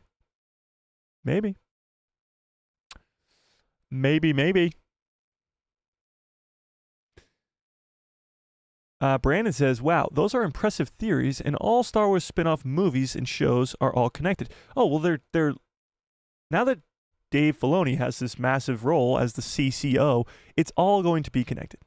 Yeah, all of it. Yeah. I love how everything is connected by John and Dave. I agree with that. There was a theory that the Purgle whales in Mando Season 3 was the whale that Ahsoka used to get to Peridia. Yeah, people were thinking that because they're supposed to take place at like the same time, something like that. Yeah, true. Sergio says, these shows suck. That's hilarious. That is funny. I don't dislike a single episode of The Mandalorian. Well, there you go. So does that mean that Star Wars Outlaws is going to connect to Solo, War of the Bounty Hunter comics, and Book of Boba Fett, possibly seeing Kiara in the Pike Syndicate in the game? Well, Kiara and the Pike Syndicate are already in the game. We know that for a fact. The Crimson Dawn and Kiara are in the game. We know that for sure. So yes, it's going to connect to a lot. It's going to connect to Solo. It's probably going to connect to the Book of Boba Fett and the Bounty Hunters and all that other stuff. So yeah, even the video games are very connected. Like I said earlier, Jedi Survivor, Jedi Fallen Order has references to the Hidden Path and connected in many other ways to the Inquisitors and stuff like that. How often do you guys watch Star Wars? I feel like I'm watching Star Wars at all times in some way, shape, or form. Yeah. In some way.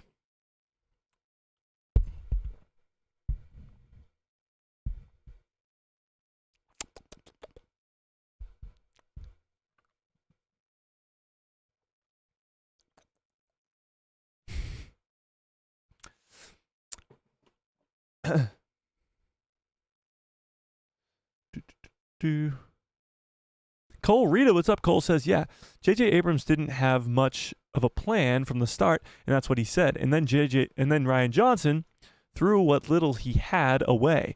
I like the sequels, but despite the lack of planning, it ruined it. Yeah, I absolutely agree. The lack of planning and the lack of one clear vision is what got in the way. Sergio says, The Force Awakens sucks. Poor storytelling. Just a rehash of A New Hope, but worse and just bad. You make some great points.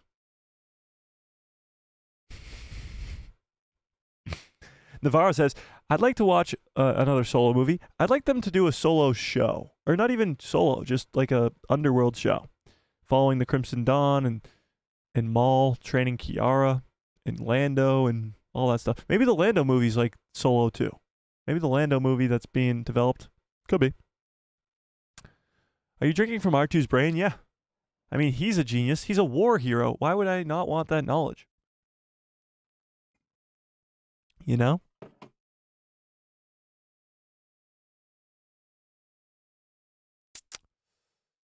The classic Battlefront 2 is pretty good too. Oh yeah. Clone Commando is the best. Or is the beast. Clone Commando is pretty goated, but I like the new Battlefront 2 too, just because the graphics are... Like, if they made a Battlefront 3 now, with amazing graphics and all the characters that you could play as, like, it's just infinite money grab right there. Like, why are you not doing that? Hopefully they're working on that in the background right now. Jedi Survivor and Star Wars, the Complete Saga are the best games. The Complete Saga or the Skywalker Saga? Because the Complete Saga is goated. I haven't really played the Skywalker Saga too much, but Jedi Survivor is great too. Yeah. All right, let me end this poll.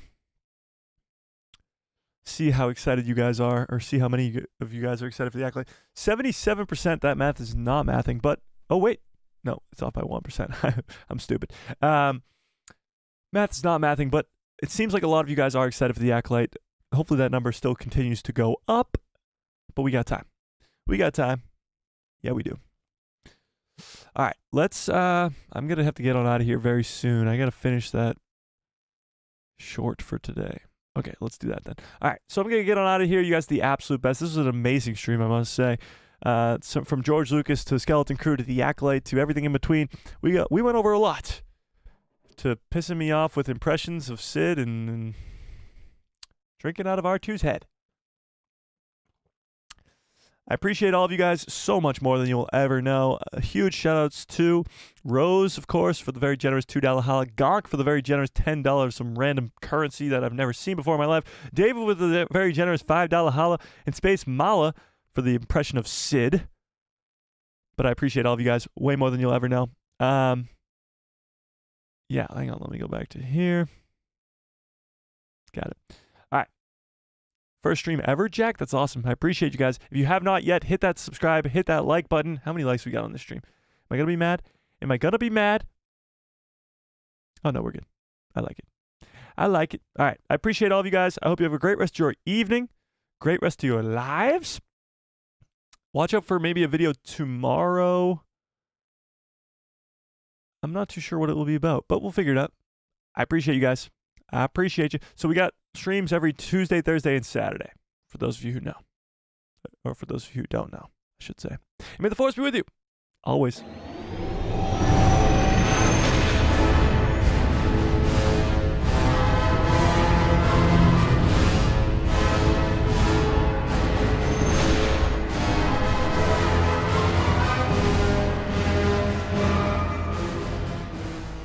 Oh, yeah. What a great stream. What a great show. You guys are the absolute best. I appreciate every last one of you, even when we have these harder discussions about shakier topics, to say the least. I appreciate that we can keep it civil in the chat. Yeah. What a great stream. What a great show. You guys are the absolute best. I hope you have a great rest of your evening, a great rest of your lives, and good night, everybody.